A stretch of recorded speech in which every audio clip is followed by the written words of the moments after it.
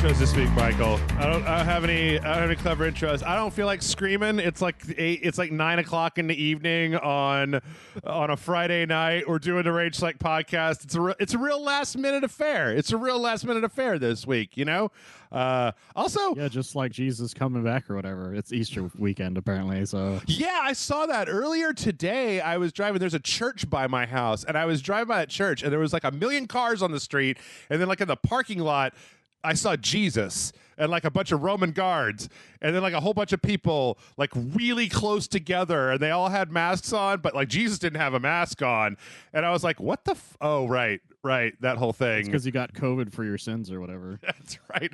Oh boy, welcome back everybody to the Rage Select podcast here on Rage Select. I'm Jeff, And I'm his friend Jesus. No, I'm like, Hey man, I respect all personal preferences for like how I pronounce. You know, if you're like, hey, my name is Frank, but call me Bootstrap, and I'll be like, that's my friend Bootstrap over there. We've not known him for 5 minutes. Good old Bootstrap. Like, I don't care. I'll call you whatever. I mean, I gotta meet somebody like 8 times before I remember their name anyway. So it takes a lot of work. yeah, It's true.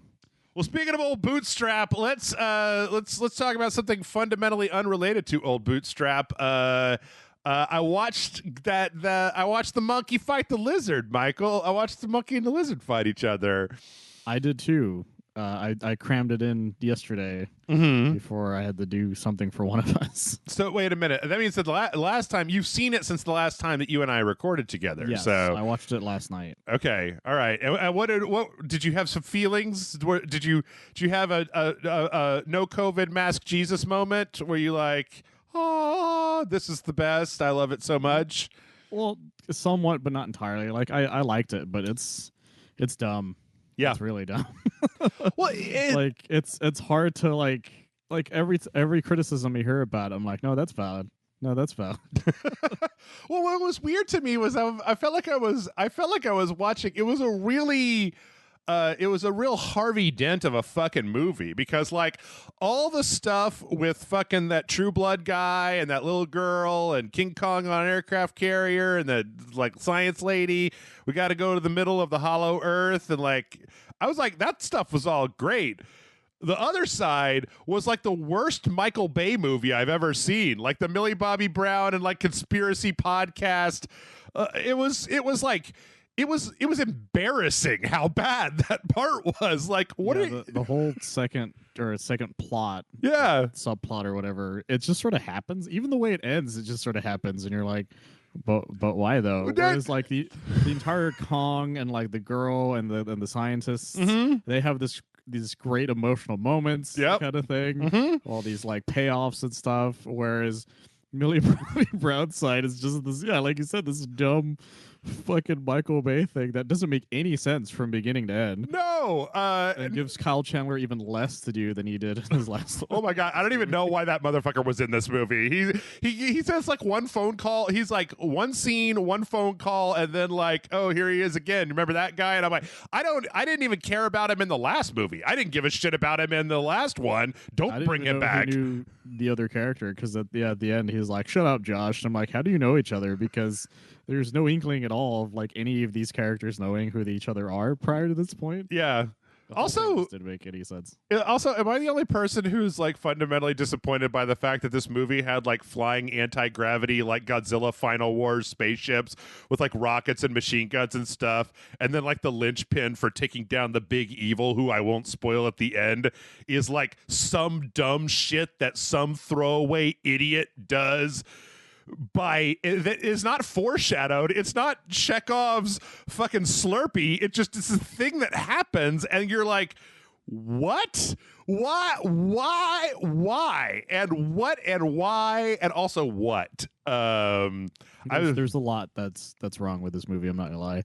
But it's the reason I'm fine with it is because like the action is clear to see, thank God. Because in the last movies it was all fog effects, and in the first movie there was nothing kind of thing. But this one, you can see every hit, everything, like beginning to end kind of thing. But the movie itself, like as a plot, is really, really stupid. Yes. Yeah. The reason it works for me is because there's a lot of really stupid Godzilla movies out there. Like one of my favorite. Don't let Matt Frank hear you. Don't let Matt Frank hear you. He's gonna come busting through your wall like the Kool-Aid Man. The one I'm gonna mention, he's gonna probably agree with, which is Godzilla versus King Ghidorah, the '90s one, where the plot is that a bunch of Americans come back from the future to tell Japan that Godzilla wipes everything out, and so they need to go back in time to stop him. But then it turns out that's not what's going on. Turns out these evil Americans from the future actually just want to destroy Japan from being the big superpower in the future, so they can make King Ghidorah to make America the big thing in the future. Also, there's a Terminator in it, so it's a really stupid movie, but I love that movie. Yeah, it's really stupid. I don't know. I just felt like there was a way for Godzilla versus Kong to be like, because there's like the Kong side, there's the Godzilla side, then there's like this evil corporation. I guess that's kind of the Godzilla side. And I was like, I kind of think that there was a way to make this movie where nobody had to be a fucking mustache twirling villain who gets killed in the most cartoonish way humanly, or like the number of human casualties in this movie is through the fucking roof. Like, that's pretty big. This is not that like G.I. Joe when the plane explodes, but they make sure to show you that the guy is like parachuting down on the other side. It's like, nah, man, people are getting murdered, and they're getting murdered hard in this movie, and a lot of times for no real good reason either. It was just like, there's some that people just die. Yeah, that's what happens when you stand in front of Godzilla for longer than 10 seconds, kind of thing. Like, I liked how whenever Kong did something, it did do the, oh look, they used their parachute to get away kind of thing. Yeah, it was only when Kong did something, and whereas when Godzilla did something, it's like, well, that motherfucker killed those people. So there's no like ifs, ands, or buts about that. Yeah. Also, I felt like there was a few points in that movie that I didn't understand what was happening.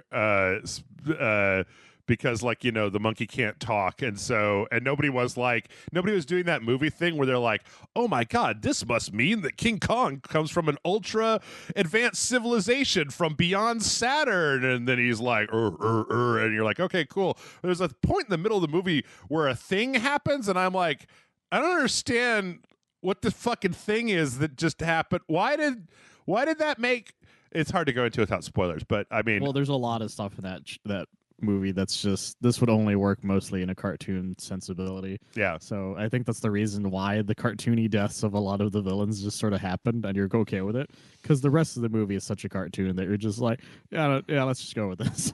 Yeah, I guess. But it's the reason I can't blame anybody if they don't like it, because it's like, no, this movie's dumb. I get that. It's really dumb. Yeah, it was pretty stupid. Enough people. It was pretty stupid. But at least it gave me something else to complain about that wasn't the Snyder cut for once in my life. So true, yes. Well, you know what? Let's see. Did you? I mean, there's like a billion things out. All I've been doing is rewatching My Hero Academia and playing Monster Hunter like on repeat. Have you seen anything worth note? You watched the Invincible, right? You watched the first 3 episodes of Invincible? I watched the first 3. The 4th one's out today, but I haven't had a chance to watch it. But I do know it involves a specific thing with the Martian king of, you could say. But it's great. I love the first 3 episodes a lot so far. They decided to make Mark half Asian, but it doesn't matter at all. You're just cool with it. Mm-hmm. And J.K. Simmons is just fantastic as Omni-Man. I'm having a little bit of a hard time though with that, because like J.K. Simmons is like H. John Benjamin, where I have a really hard time being like, that's Omni-Man. I'm like, that's fucking J. Jonah Jameson. I know who that is. Like, I recognize that voice. Yeah, somebody made a meme where it's Omni-Man is that J. Jonah Jameson from the 60s, where he's like, he has his hand up like this and the cigar in his mouth. But, yeah, it's a really good. They do such a good job with it. It gets gory when it needs to, and the voice cast is just phenomenal. And I'm really looking forward to the rest of it. And they're going to do 8 episodes this season. Okay. So I'm curious as to how they're going to play out some of the stuff, or how far they're going to go, for that matter. But yeah, that's one thing I watched. The other thing I watched was a Netflix show called The Irregulars. Oh, the Sherlock Holmes's little buddy, junior Sherlock Holmes kids, right? Something like that? Yeah, kind of. What they did was they made it more of like a supernatural story kind of thing instead. But it's also like a story about guilt and all this stuff. But also, if you're really into Sherlock Holmes, you're not gonna like it because it's kind of like watching a superhero movie from like the 2000s, where it's like they take these characters that people know and love, and then they're not those characters per se. They just have their names. Yeah, because like Watson's a giant douchebag in the entire show. like you're just like, fuck Watson, you're such an asshole. And then Sherlock, when you finally see Sherlock Holmes, you're like, man, fuck that guy. Like there's just consistently like every time another character from that like little actual Baker Street stuff pops up, you're like, wow, that guy sucked. But the actual characters and everything make it work fairly well. But I don't know, like it's an okay show. I'm not gonna say it's like amazing, but I liked what I liked what I saw, and they're gonna make another season of it apparently. Okay. I have a question. Speaking of Netflix, I have a question for you, Michael. So last week, my sister, I was like, man.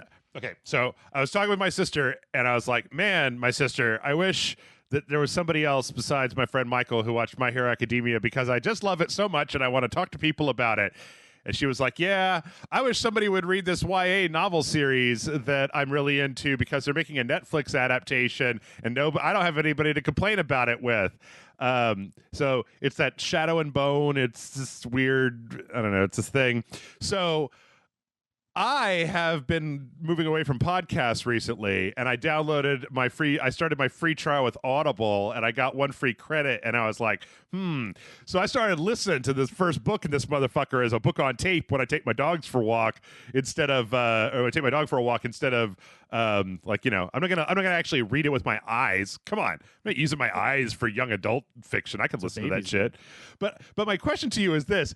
If a person makes like a flippant deal with another human being, and then the other person like does the thing, how much should I hold my sister to watching My Hero Academia once I finish the stupid first book in her young adult series, and I'll allow her to complain about it to me? That's a tough one. I had the same kind of deal with somebody at one point. Yeah, that got me to watch. I can't remember what it was. It got me to watch Stan versus Evil, because I made a deal with somebody that I would watch Stan versus Evil, but they would watch Trial and Error, which was this used to be this comedy show that was on, I think, NBC at the time. And but they were drunk, so they forgot to watch Trial and Error. But I ended up watching Stan versus Evil, and I ended up really liking it. Yeah. But I never really held them against it, but only because I ended up liking what I ended up watching, kind of thing. I think it depends on the enjoyment you have from it. Yeah. Because if you end up like going, oh, this thing's amazing, it's now my new favorite thing, well, then you're willing to let it go. But if you're like, this thing was stupid, and you're stupid for having me asked, like, wanting me to do this, but the thing I said is good, so you should at least do that. I generally try not to call my family members stupid to their face. I think I may insist that she try, but then let her off the hook if it's not a fit. Right, like, yeah. No, if you watch 2 episodes of My Hero Academia and you don't like it, that's cool. We're cool. Everybody's cool. Like, yeah. Anyway, speaking of things that people don't like, April Fool's Day was last week. Michael, yeah. How do you feel about April Fool's Day at this point in your life? At this point, I do enjoy when there are like fake announcements. I don't enjoy like fucked up April Fool's jokes, though. That's where I'm at currently. Like that, like when I messaged you that I was dying, that I was having a heart attack, you needed to call an ambulance, and then you messaged me that you were pregnant. You must have messaged somebody else about dying. I messaged a lot of people on April Fool's Day. Okay, I'm very confused. Yeah, I don't know. I feel like the game industry used to go a little bit harder on April Fool's Day. A lot of places used to, like because I remember, what was it, Game Informer? I think used to do one.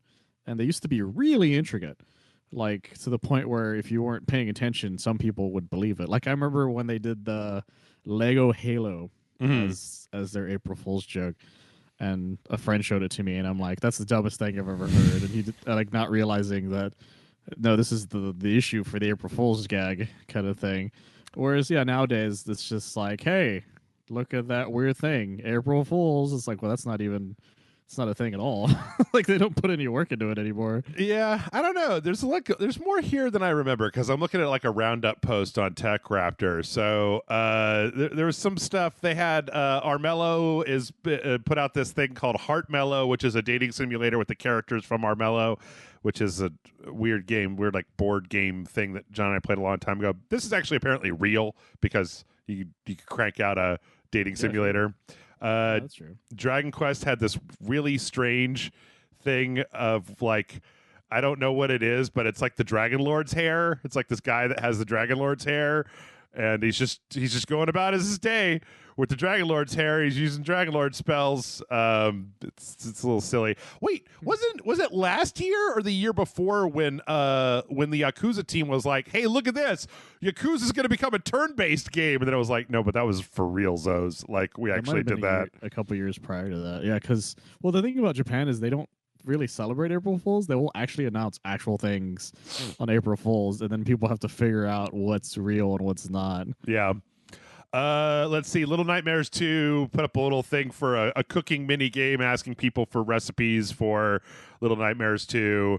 Let's see. Valheim put up a thing where you could play as a deer instead of like a person in Valheim. Apparently, one of the things was you can do you can't put on any shirts, but you can put on 2 pairs of pants.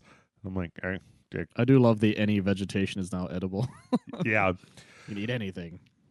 Crypt of the Necro Dancer did Crypt of the Nico Dancer with all the characters turning into little cats.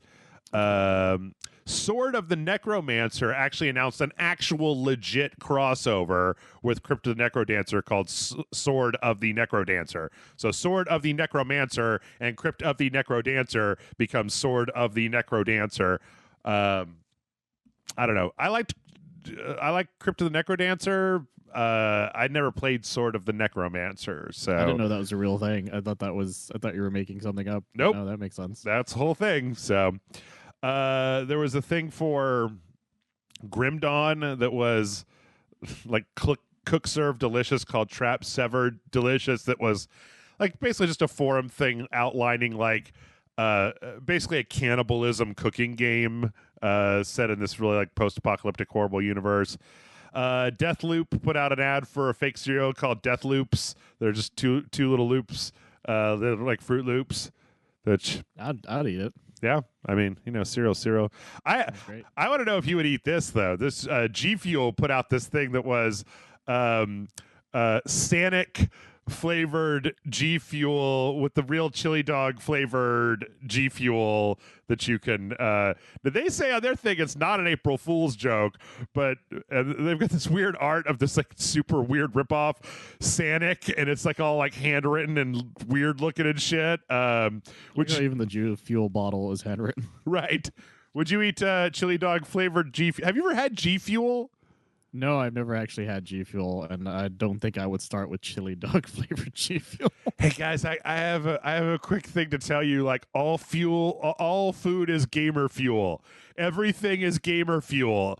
You don't need a specific thing, and if you're gaming to a point where you need to be able to eat liquefied calories so that you don't have to stop playing video games, guys, I play video games for a fucking living, and I'm saying that's over the line. Sweet Jesus, like don't. It's kind of insane. Yeah, don't. Gamer fuel. What was that? Gamer grub. It was like fucking freeze dried packs of like PB&J bites, and it was like, so you don't have to get up and do anything. And I'm like, you should get up. You should get up and do stuff.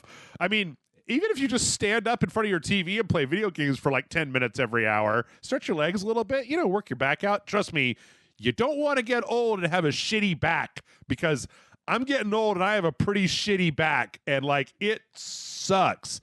It blows. Anyway, yeah, my back's not great either, but that's due to accidents. Yeah.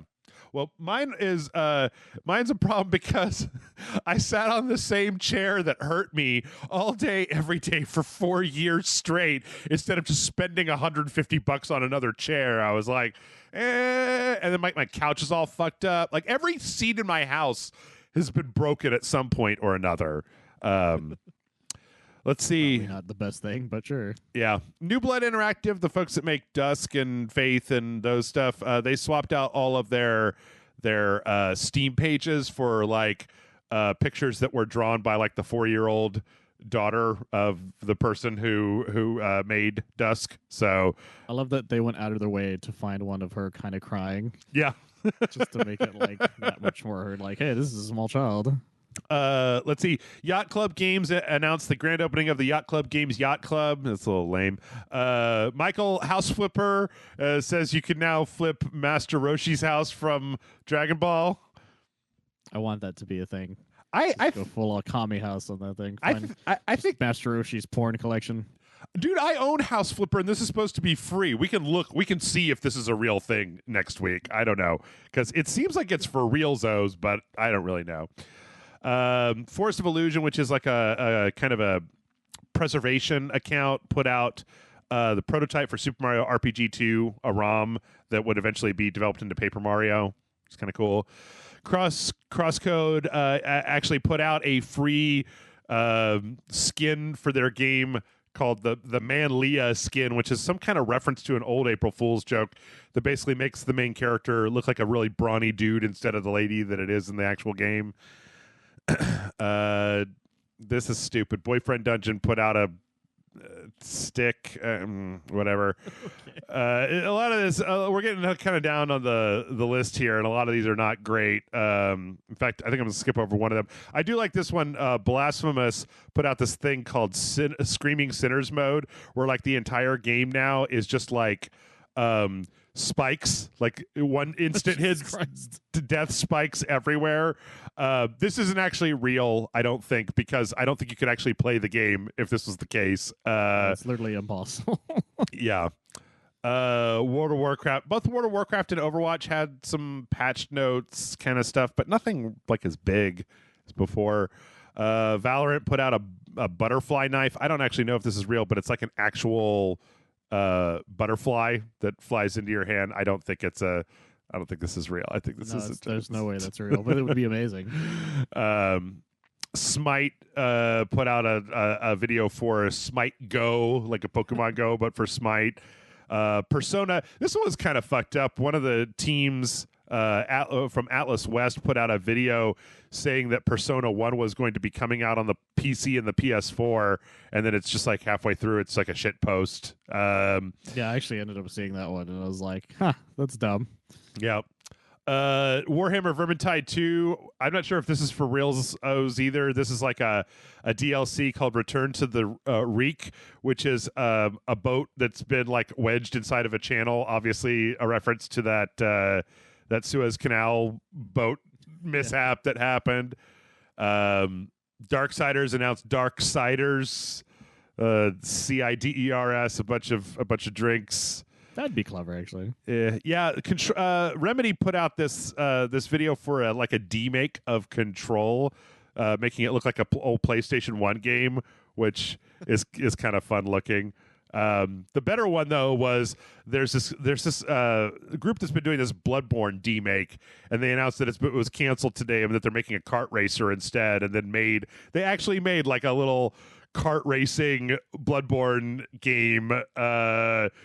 Then they showed a little video of it, which is pretty funny. So I'd play that.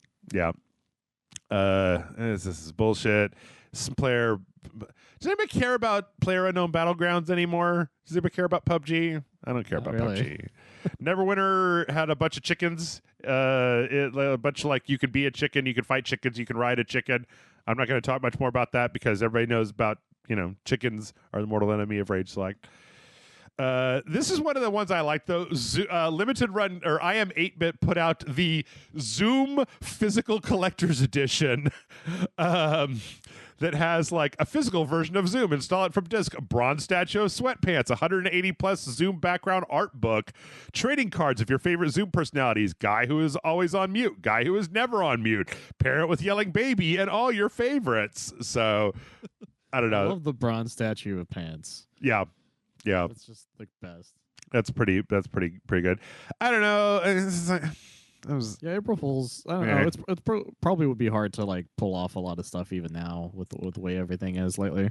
You know what I think it might be is the fact that gamers have now expected, like, we've developed this thing where like if you announce something on April Fool's Day, like a lot of people expect it to be like something you can actually get. Like it expected to actually be a thing, because we started from just like, look at this crazy thing we ginned up, and then suddenly some companies were like, look at this crazy thing we ginned up. Also, it's a real thing that you can go download. And now it's just like, well, if you have to actually make the thing, like, what was that? Remember the South Park Stick of Truth fart smell smell-o-vision thing that happened, and they like took that thing to like trade shows and let people try it out. Anyway, Geek did a lot of those back in the day. Yeah, there was a few other things that I have here. Fortnite now has the Stonks meme guy is a playable character in Fortnite. You get him for 1,200 V-Bucks or $10. So that happened. That's for real. Diamond hats. Yep. And then Platinum Games actually did a full announcement for a game called Sol Cresta, which is I think they actually announced it as a potential April Fool's gag, but then it's actually has an announced trailer. It's actually happening. This is part of a new thing that Platinum is doing that's like a arcade collection.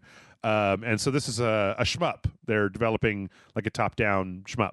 Okay. That's neat. Yeah, it's pretty cool. I don't know how I feel about Platinum wasting their time with fucking shmups, because I don't play shmups and I like Platinum, but I'm sure it'll be fine. I'm sure it's fine, yeah. Should be fine. Let's see.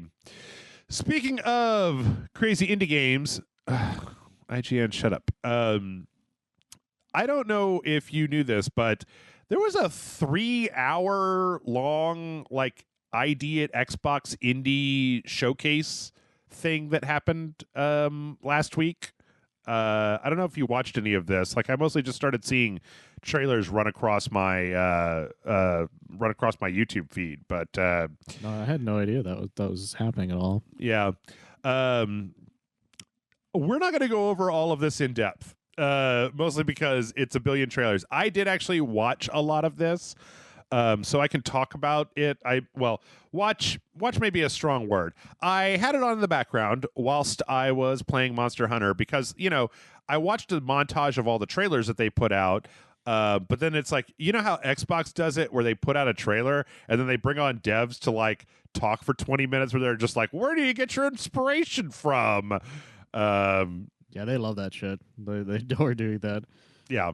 So I actually had a lot of it on in the background, but there's actually some really cool stuff in here. Mostly, a lot of this is actually coming to Game Pass. So, but we're only going to go over a little bit of it. One of the big ones was a game called Nobody Saves the World, which is the next game from Drinkbox Studios, who did Guacamelee.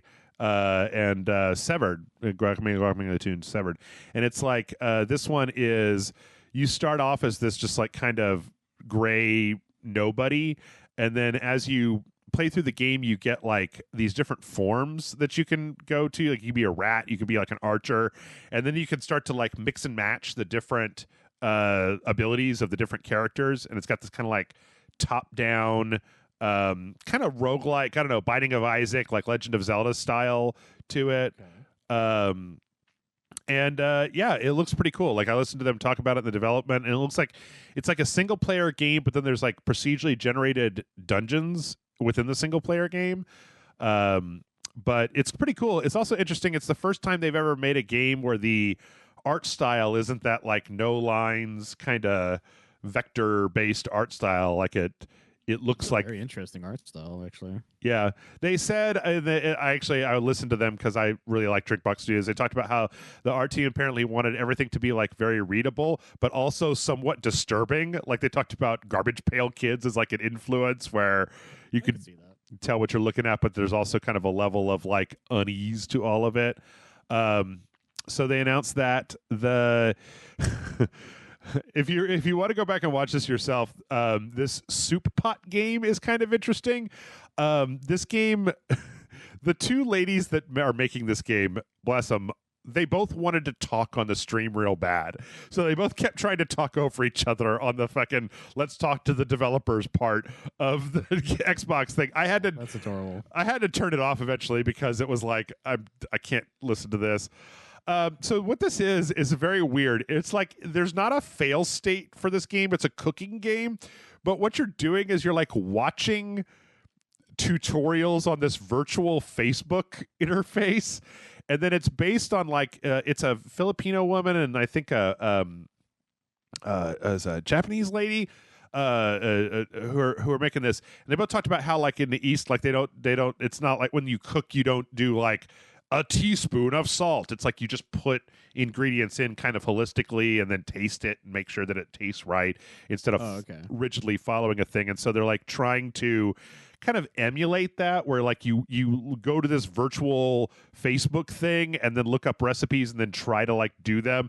And it's not like a super stressful, oh, you got to do this kind of game. It's kind of more of a just like, just do whatever you feel like, man. Just fucking go with the flow. Just make some shit, man. Go with it.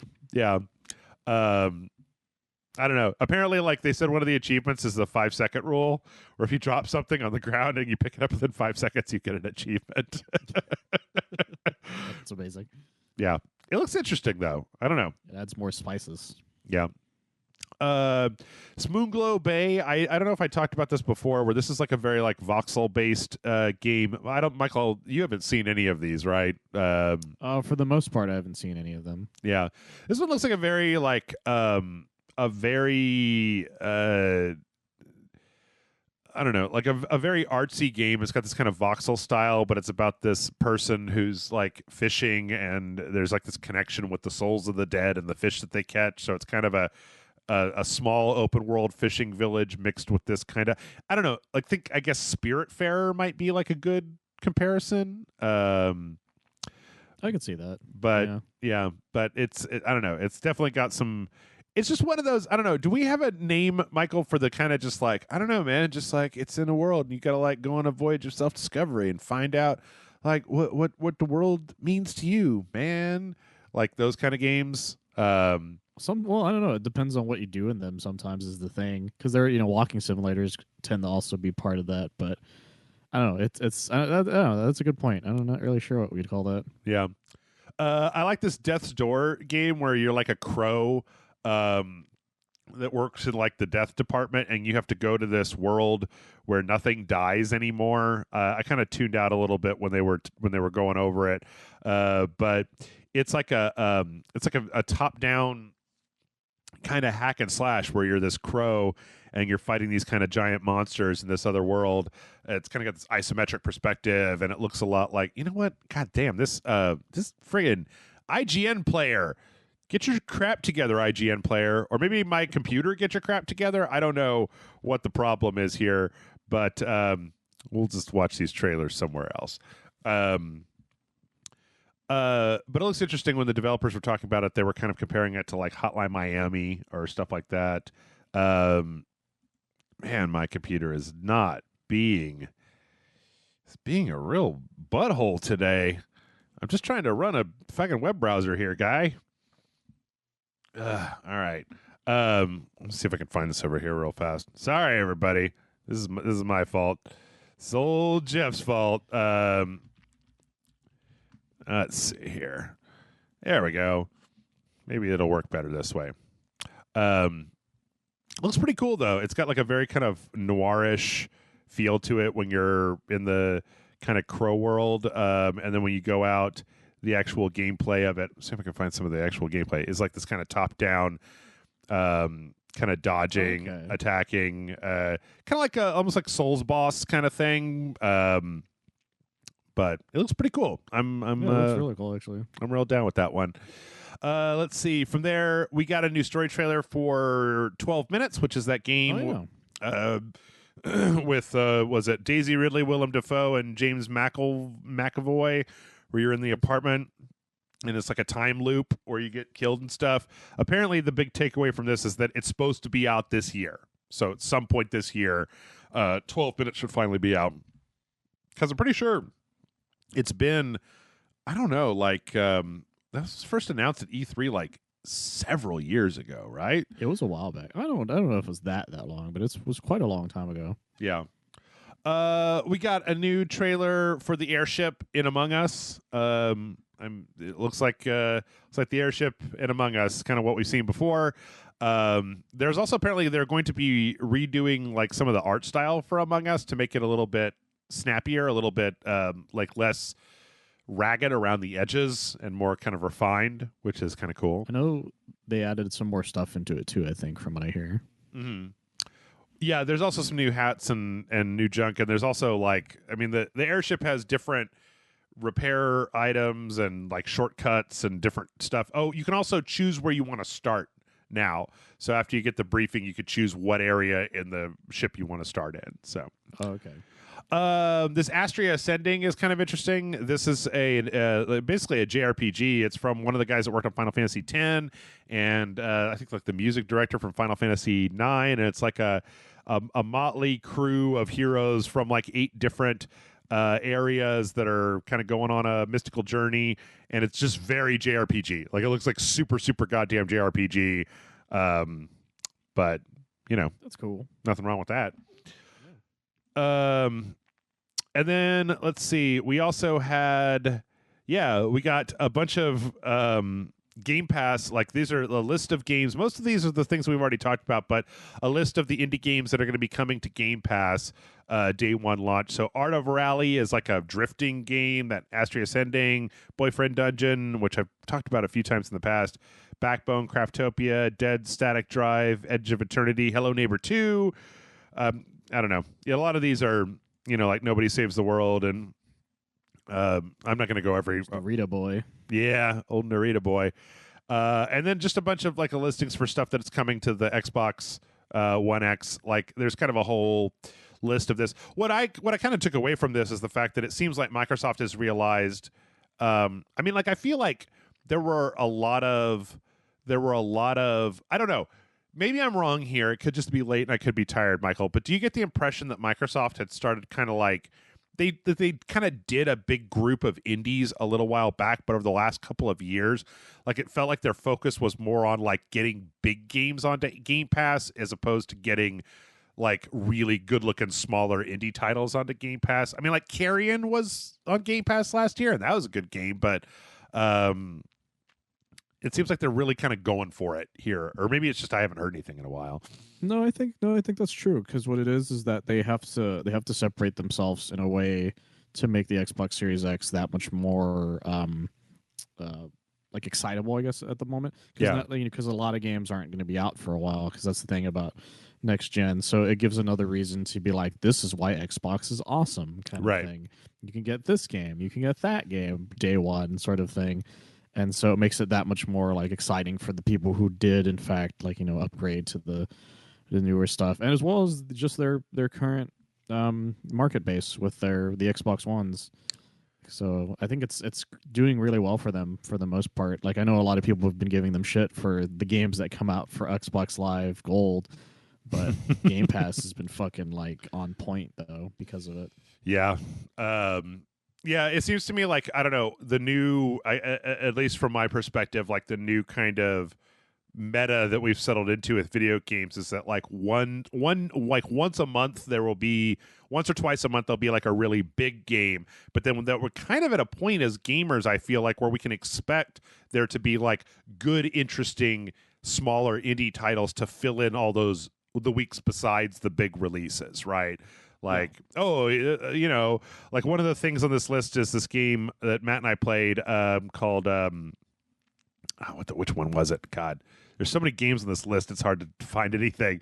It was one of these. Anyway, it's a tower defense game where you have a giant mech and then you walk around and you do tower defense, and it was just like a real fun little game. But there were a few standouts here that Blaster Master 03. I don't believe that Inti Creates is still making fucking 8-bit style Blaster Master games, which is kind of amazing. Kind of amazing, yeah. I'm really curious about Airport for Aliens Run by Dogs, which appeared to be like one of those like weird artsy shit Steam games where I feel like the dogs in question were just like pictures of dogs that somebody took off Google image search and then just put behind counters. It was sounds right. Really weird looking. But yeah, Hello Neighbor 2 is in here. Griftland is in here, which is the the Mark of the Ninja guys. Oh, okay. I don't remember what they're called. Invisible Incorp or Invisible Inc. Yeah. Very popular guys. Shank. Yeah, they made the Shank games, which I really like. Shank. It's weird that Shank 2 is on Xbox One, but Shank 1 is not. I just heard Shank 2 wasn't very good.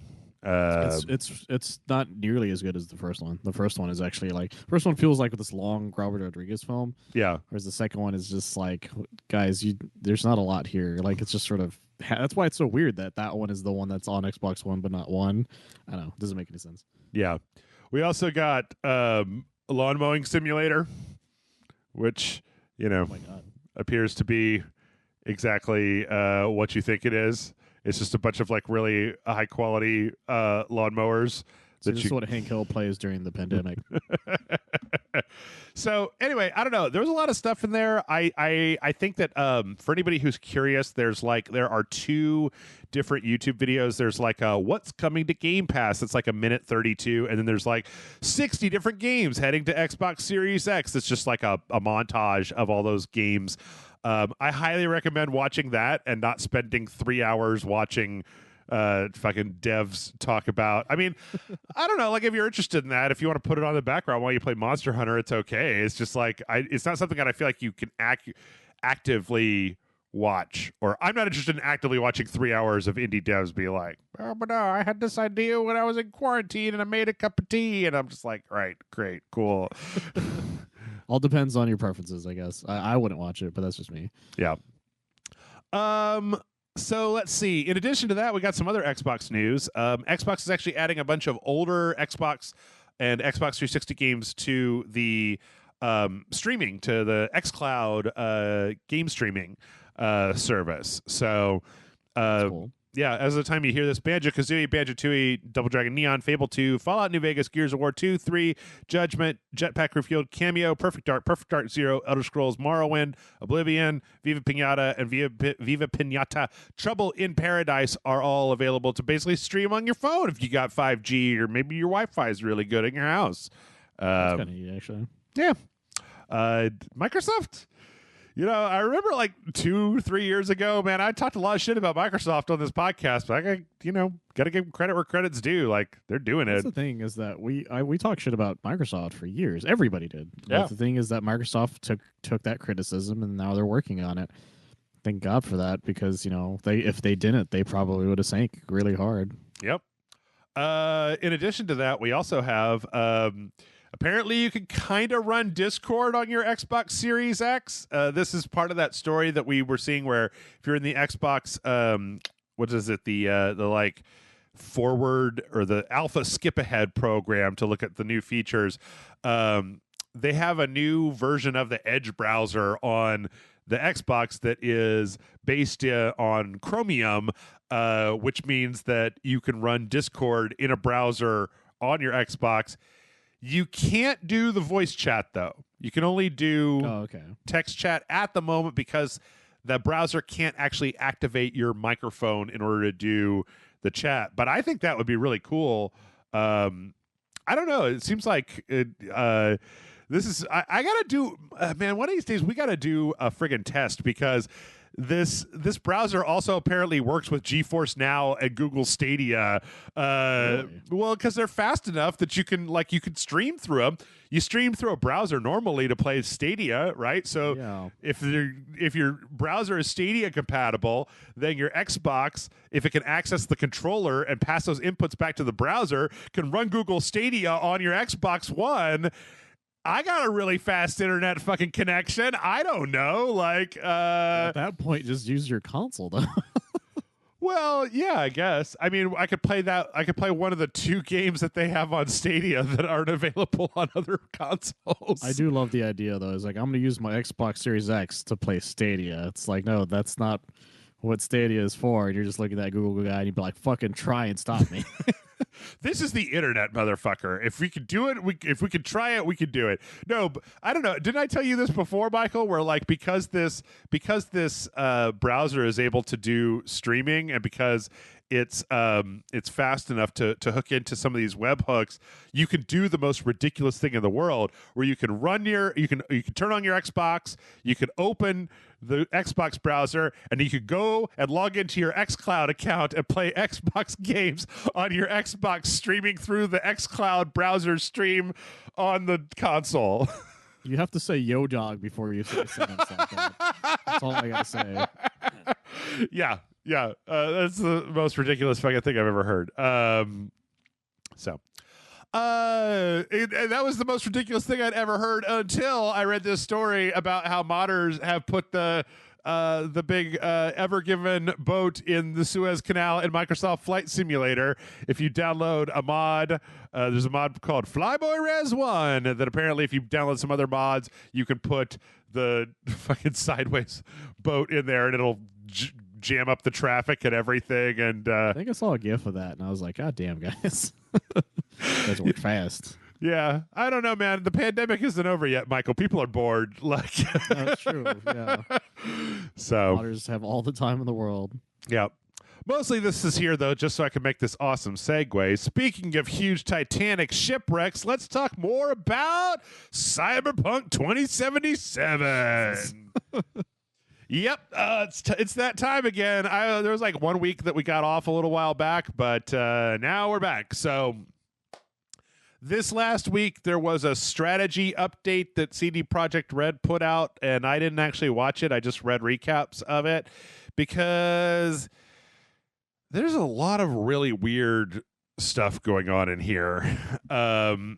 So apparently starting in 2022, CD Projekt Red is going to start working on multiple AAA titles, which seems like the exact wrong lesson to take from what just happened, motherfuckers. That's a terrible lesson. Yeah. That. It's like, well, we couldn't make this one, so let's make two of them. Maybe that will work. That's the issue that we had. Yeah. Also, this part does make sense where they say that like they're going to make sure that their marketing is like much smaller and like much closer to game release instead of starting fucking 8 years ahead of time or whatever the first trailer.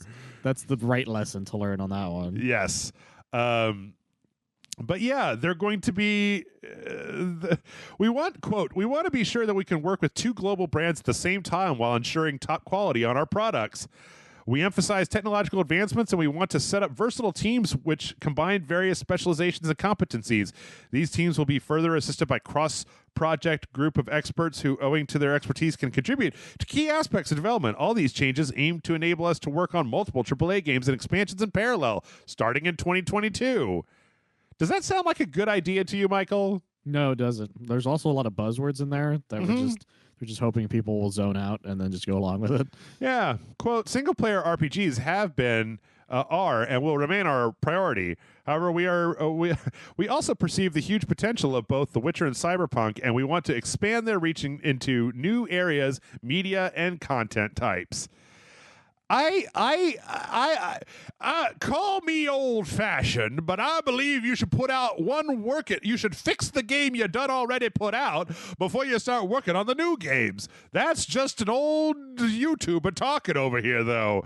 I don't know why I have to affect this accent, but it's just seemed right. Yeah, that's just the insanity of it. Like the hubris of the entire thing. They're like, look, we know we fucked up real bad, but let's do something that might make it even like harder to like make work. Kind of thing. It's like I hope the scope of those games are much smaller, because that's the only way that's going to work. Because if you keep making AAA games that are the size of minimum The Witcher 3 and Cyberpunk, you're gonna fuck up hard. Yeah, I agree. They also apparently fully acquired a Canadian studio called Digital Scapes, which was a set of developers like ex-BioWare, Radical, Relic developers that worked on Cyberpunk 2077, and they're basically just like fully engulfing them into the CDPR brand. But we are not done with stupid, weird, and potentially libelous crap to talk about just yet, because CD Projekt Red is reconsidering, quote, says this headline, the multiplayer aspect for Cyberpunk 2077. Remember that whole thing? Remember that whole standalone multiplayer that was supposed to happen? Yeah, that's right. Yeah. So it's being now a kart racer. Reconsidered. But then the next quote in this is, quote, given our new, more systemic and agile approach, instead of primarily focusing on one big online experience or game, we are focusing on bringing online into all of our franchises one day. No. Just no. You don't get one of them to work first. Yep. And then go from there. Don't just, oh my God. They're building an online technology to allow multiplayer modes to be developed in tandem with the core of single player component. Michael, are we watching CD Projekt Red morph into like the bad EA or like Crystal Dynamics or like no, that's exactly what's happening. This is the phase where a company that's really beloved hits the top of like family company kind of thing. Yeah. And then they have to like now go like full corporate mode. Right. And then like it happens to everything. Like it happens to even like normal businesses. It's happened to the Draft House kind of thing. Like, it's just, we're at that point. That's what's going on here. See, that's why I keep Rage Select intentionally small. That's why I swear in all of my videos, it's to protect you, the viewer, from Jeff becoming too big and having to sell out to corporate interest and put multiplayer in this YouTube channel. I think this sounds like a colossally bad fucking idea. Just colossally super bad idea. Bad idea. Yeah, good idea, bad idea. This is a bad fucking idea. So another piece of Cyberpunk news is that we apparently had like a data mine that when the game was patched on the Epic Game Store, apparently there was a very briefly like a listing of registered potential expansion / add-ons that would be coming to Cyberpunk, and the internet being what the internet is, grabbed them. So here are the names of the DLCs that they grabbed. Ripper Docks expansion, Body Shops expansion, Fashion Forward expansion, Gangs of Night City, Body of Chrome, Rides of the Dark Future, The Relic, Neck Deep, and Night City expansion. Now, the first kind of half of those, I feel like, are just like fixing this game so it's not bad. Like Ripper Doc expansion would be to like put in more cybernetics and more hacking stuff, which is like one of my big problems, right? Body Shop expansion being like, oh, let me retool my character and change my appearance without using a fucking mod. Okay. Fashion Forward, maybe like Did you play Cyberpunk 2077, Michael? No. After what happened, there was no way I was touching that until it was fixed in any way. When you start playing Cyberpunk 2077 and you don't have any money and you don't have access to anything and you just pick up like a shitty hat, but like you have to wear that shitty hat because it has more armor than no shitty hat. So you have to wear the white fedora with the big green feather coming out of it because like that's the only headgear you have. And then eventually you just look like somebody hit the random button on a character creation engine because it's like, oh, I've got a pink snakeskin jacket over like a pair of overalls with like one side unbuttoned, and then like, I don't know, I've got these like orange gloves that go up to my shoulders, but then I've got like underwear on and hot pants. You look fucking ridiculous in that game. That sounds ridiculously amazing, though. But yeah, that sounds really stupid, though. Gangs of Night City, I feel like could be an expansion to the gang AI and putting in more stuff. And then the rest of this, Body of Chrome, Rides of the Dark Future, The Relic, Neck Deep, and then just Night City expansion. Like, I don't even know what the fuck that's supposed to mean, but Did you know in this latest patch, I didn't know this until I was looking into this, Michael. Did you know that up until this 1.2 patch that came out last week, there was one of the entrances to Night City from the Badlands where the word night was misspelled? Like the Are you serious? It was like NIHGT or something like that, and like they tried to be like, oh no, it was a thing. It was but no, it got patched out because it was like somebody typed that in wrong, I guess. That's amazing. It's stupid, but amazing. Yeah. Let me see if I can find it. Misspelling. Yeah. It just goes to show.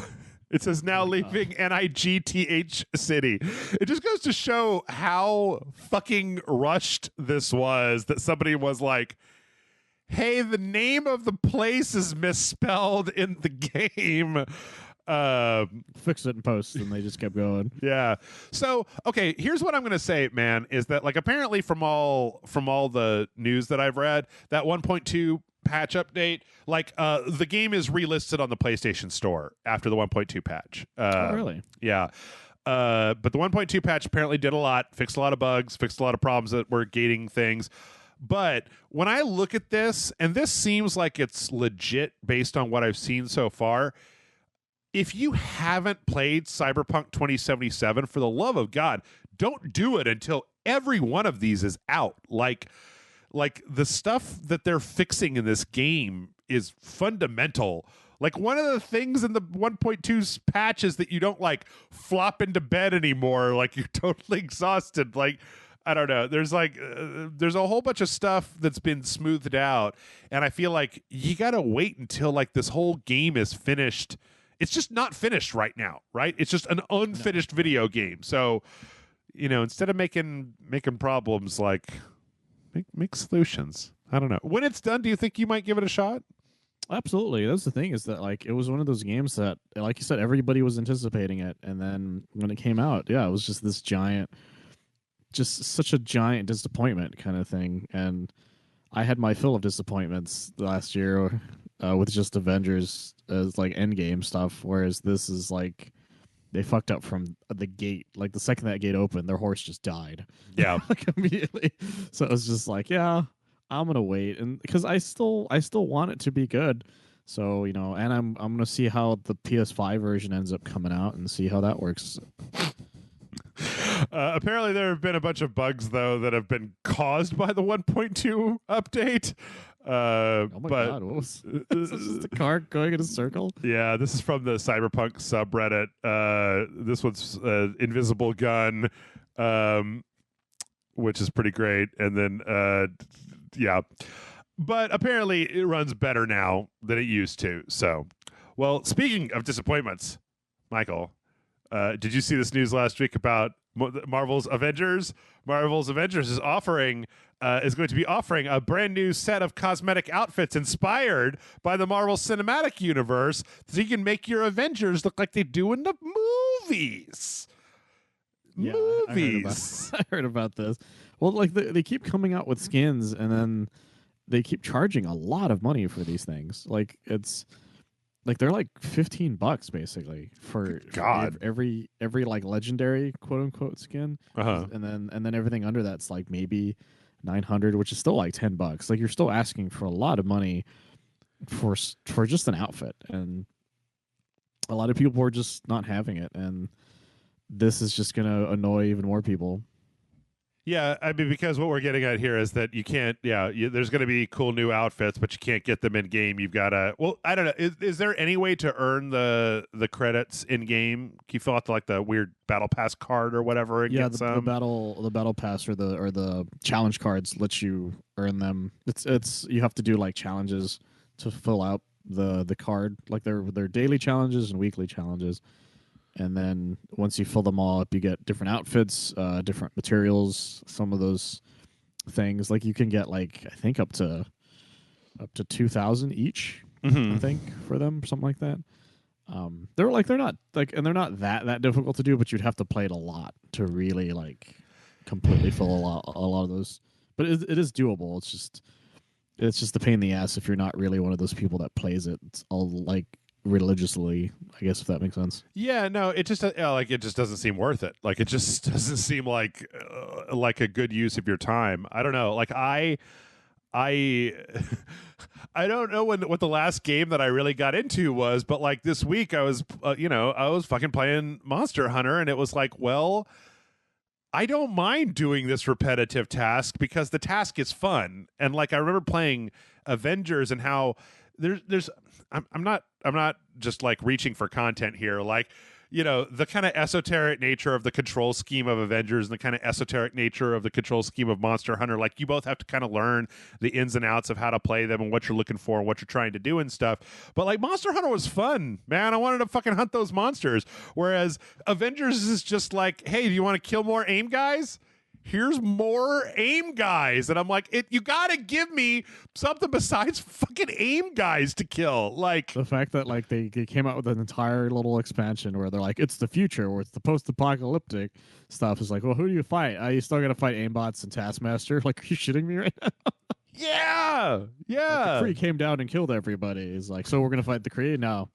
Except for Taskmaster and AIM robots. Like, are there more villains? It's like, it's Taskmaster, but he's like kind of maybe like post-apocalyptic. Goddamn. It's like, goddamn, you guys. I to this day I shake my head. Which do you think is a bigger?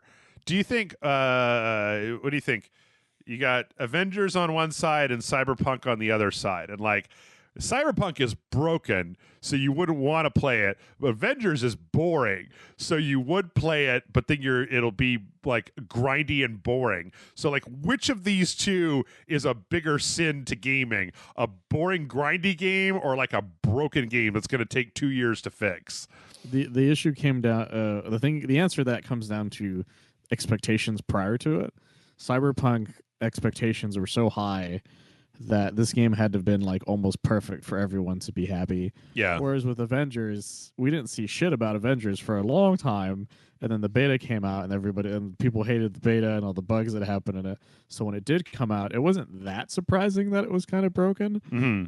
But they worked really hard to fix that game as much as like what they have currently, at least, to fix as much as they can. So I think Avengers came out on top on that one, purely from the sheer like fact that they didn't have to fix nearly as much as Cyberpunk did. Fair enough. Well, with that, we are going to go ahead and take the break. I apparently, you know what I need to do, Michael? I need to just start counting the number of news stories that I put in these documents that I send out, and being like, it needs to be 20% less. You know what I need to do? I just need to start like wheedling it down until the day we have a podcast where we've literally answered every question and gone over every news story, and we're done at like 90 minutes. And I'm just like, okay, now I can start adding new stuff back in, because I got just too much, just too many things I put on this list. Too many things. But we're gonna come back and we're gonna back kick it up into high gear. Just get it going. We're gonna get it going. Get it going.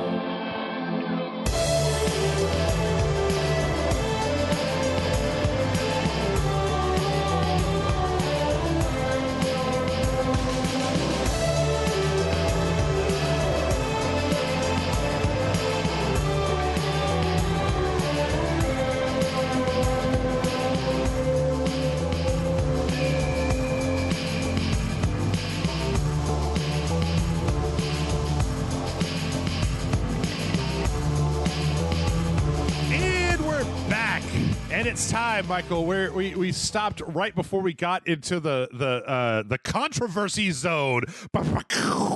Thunderclap controversy. I don't know why I'm a wacky morning DJ at this point, but you're gonna do the kind of like sound effects or whatever. Yeah, controversy. Yeah, because we had a bunch of controversy this week. I mean, we had controversy every week, but this week I put it all in the same zone. So let's see. Call of Duty Warzone's big Verdansk map is getting an 80s makeover. That's not really super controversial. This is that Ronald Reagan's going to be a playable character. Yes, that's the real problem is Henry Kissinger with a machine gun. No, the biggest problem with this is the fact that it was a leak. Basically, there's a trailer that was out there and there's a bunch of leaks. The biggest controversy for this is that apparently Activision has just been like DMCAing the shit out of anybody who puts this up, and it's just like, man, guys, haven't you guys learned at this point that this shit never works? Like, it just never works. Worse. Yeah, it just makes you look like an asshole. Just put the trailer out now, like tell your. Like, I figure all marketing departments, and don't they teach at marketing college, like the oh my God, my shit leaked on the internet. And then the answer to the question is just like, put it out now. It's like, A, complain. B, DMCA take down YouTube channels. C, use draconian Twitter measures. D, all the above. E, just fucking put the trailer out. People are obviously really like excited, so just put it out now, you dumbo. Well, it's either put it out or just don't say anything. Right. And then people will be like, well, maybe it wasn't true, kind of thing. Yeah. Maybe somebody just did a mod or something. Like, that's like, if you leave it alone, people will forget about it. But if you do this exact thing, then everyone's gonna know.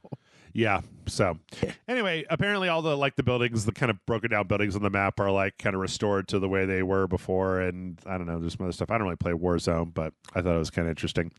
Let's see from there.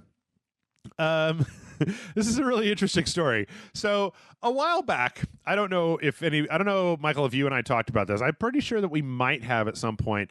There was a story about how like Counter-Strike like match fixing in Australia was so bad that like the Australian organized like crime Gamblo division was getting involved.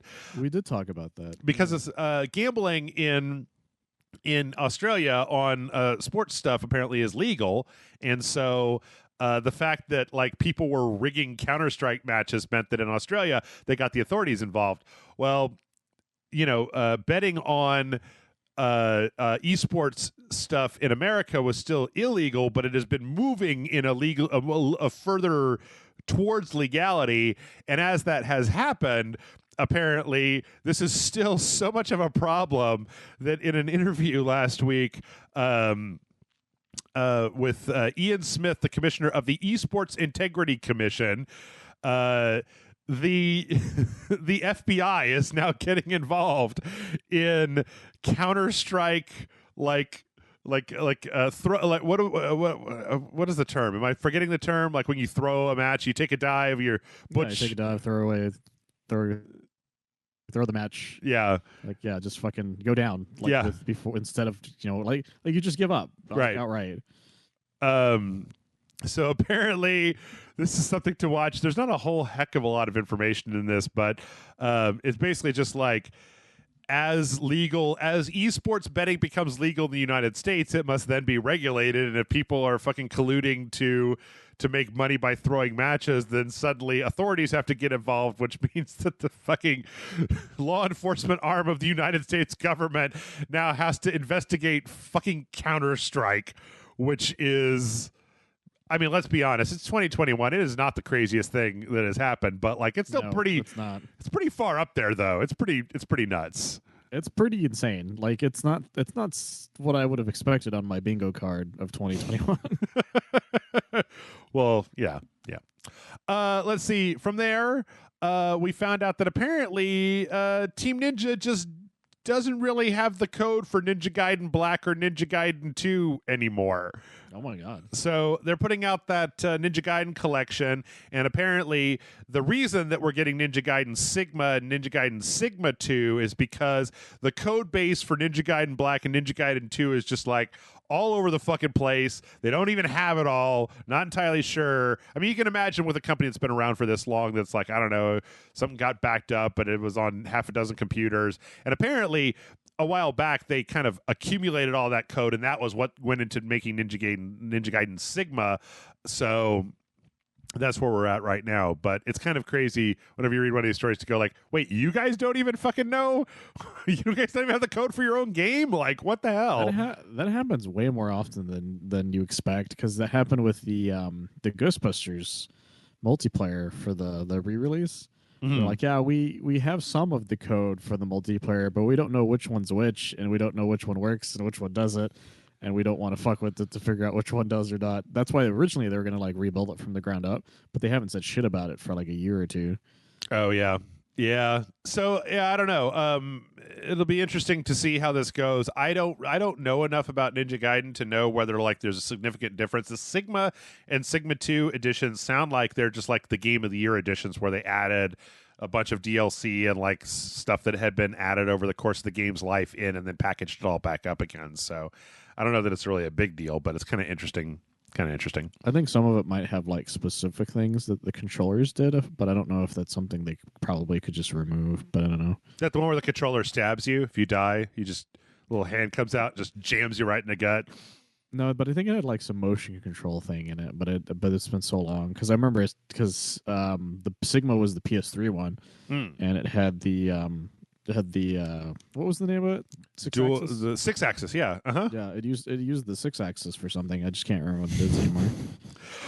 Remember the first 2 years of the PlayStation 3's life when there wasn't any rumble in the fucking controllers? And yeah, that was an interesting time. That was Metal Gear Solid 4 had a great thing with it because it's like, I want to vibrate the controller, and you're like, Psycho Mantis, there's no rumble, and he's like, fuck. Yeah. It blows his mind. It was really weird. They were also like the lightest controllers that mankind has ever made without any of that rumble shit in it. And they broke so fast because of it. Yeah. Let's see. In other news, I think I'm the only person on the planet that cares about this, but fuck it is my podcast, so I'm going to keep talking about it. That we've talked about a few times. There's this company called Analog that is making this like really fancy Game Boy, Game Gear. I think it does like GBA stuff as well. It's like very, very beautiful, very nice, like handheld that does like real specific emulation for all that stuff in a way that really this company. This is a little bit of a tangent. I was looking through the other stuff that this company makes, and apparently one of the things that they make is this thing called DAC, which is a digital to analog signal converter. So like you can hook a digital, like a PS4 via HDMI up to this box, and what it outputs is like S-video and RGB to plug into like a cathode ray tube display. Like if you want to play fucking Horizon Zero Dawn on an old CRT, this company for $75 will sell you a box that will do that. I was excited because I thought it was the other way around, and I was like, oh, that would be a cool solution for some of the, like, you know, oh, you want to play old consoles that you bought off of eBay on a new TV. But no. This is like the other way. Which is kind of insane, but sure, why not? Yeah, so the Analog was announced in October of 2019. It does Game Boy, Game Boy Color, Game Boy Advance, as well as Neo Geo, Pocket Color, Lynx, and Sega Game Gear with various cartridge adapters. This was supposed to be shipping in it was supposed to be shipping in May, and apparently it is moving on to October. And then a lot of this, some of this is due to just I was watching some videos on this about just the general semiconductor shortage that is out there right now. It was a really interesting, I think it was like a Linus Tech Tips video. They talked about how like a lot of the problems that we're having is just that the demand for consumer electronics has spiked, and that like creating a new fab plant to create new semiconductors, like the semiconductors that we get are only like made in like 3 places in the world, and any one of those places that would expand, so it's like, you know, any semiconductor that goes to make a PS5 doesn't go to make a new iPhone and vice or a GTX 3000 series video card. And the only way for those the manufacturers to make more of those, they are operating like at full capacity right now. So the only way for them to make more would be to like build new plants to create semiconductors.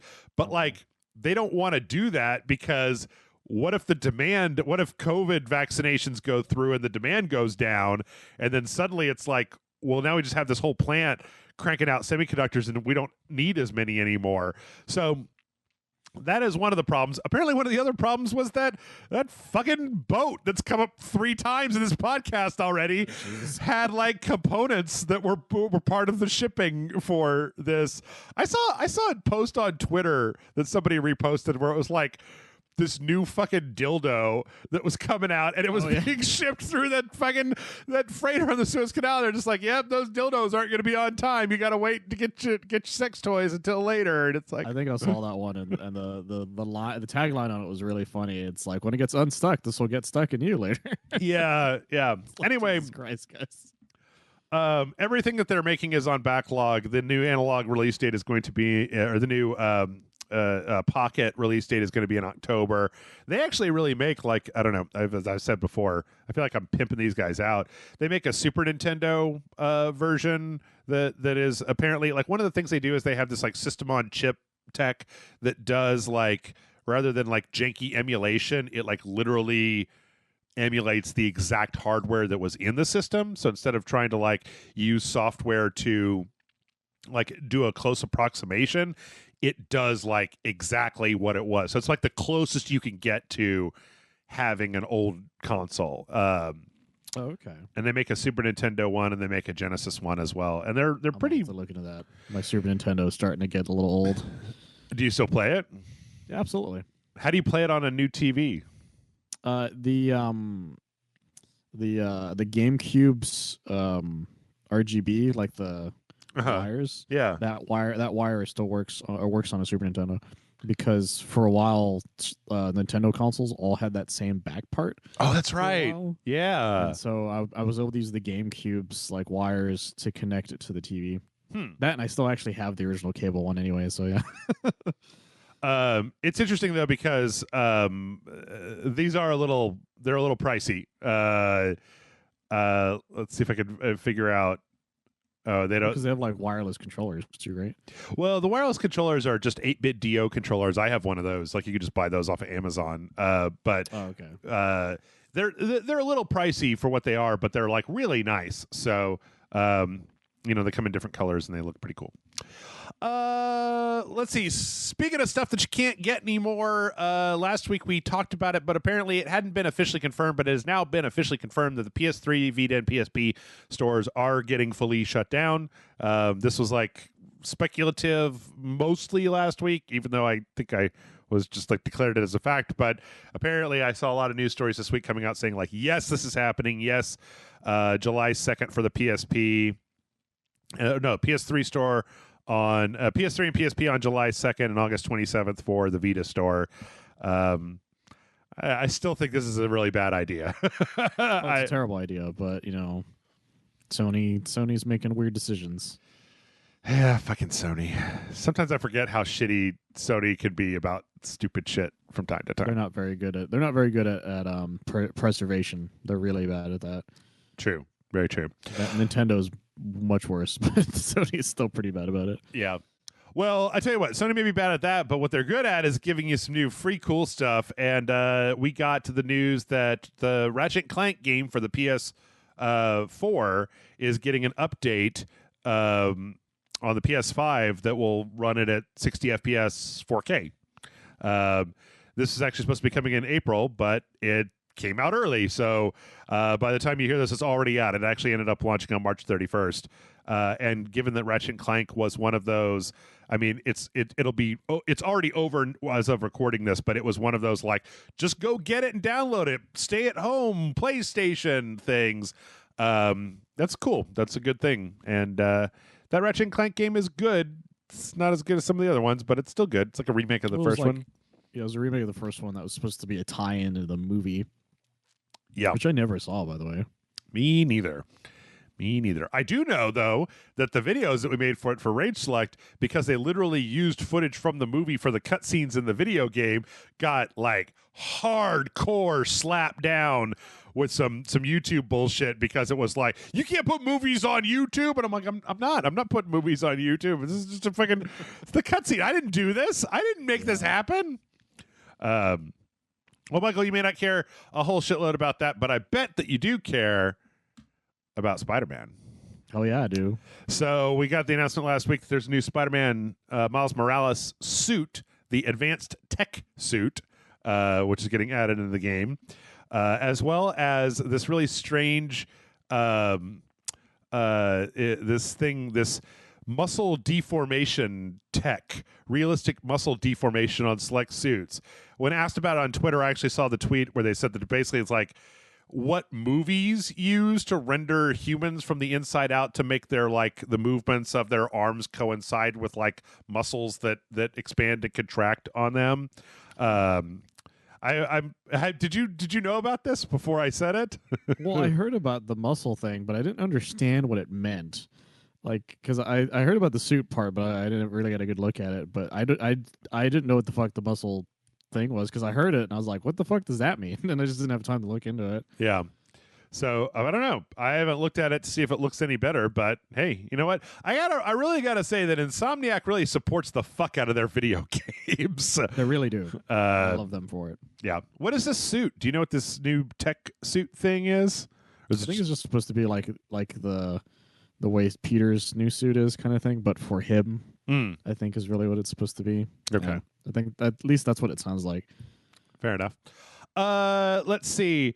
In other news that is exciting, apparently next month, Monster Hunter Rise is getting a big update.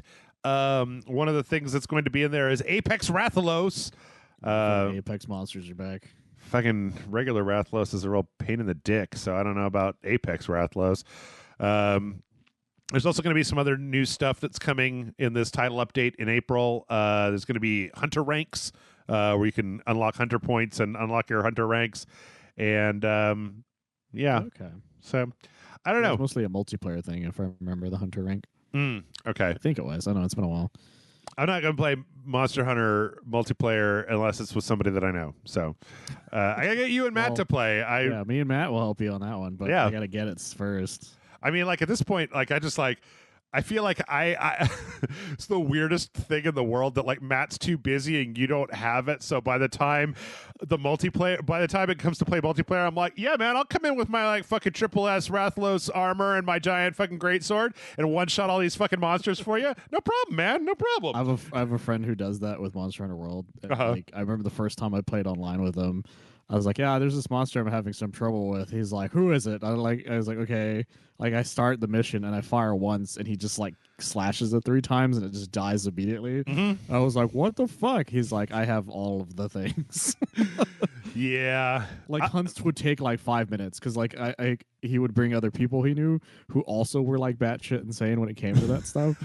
And so like I'll just be there, like just there to carve stuff. I felt like the little brother, like among a bunch of big brothers kind of thing, because I'm just like, the thing's being mean to me, and they're like, who is it? They just murder the shit out of it. Rathalos, come over here, you son of a bitch. I gotta say, I'm not like super familiar with all of the monsters from Monster Hunter yet, but I'm definitely starting to come to a place in my life where like there are certain monsters in Monster Hunter where I'm like, oh man, fuck that guy. Fuck that fucking...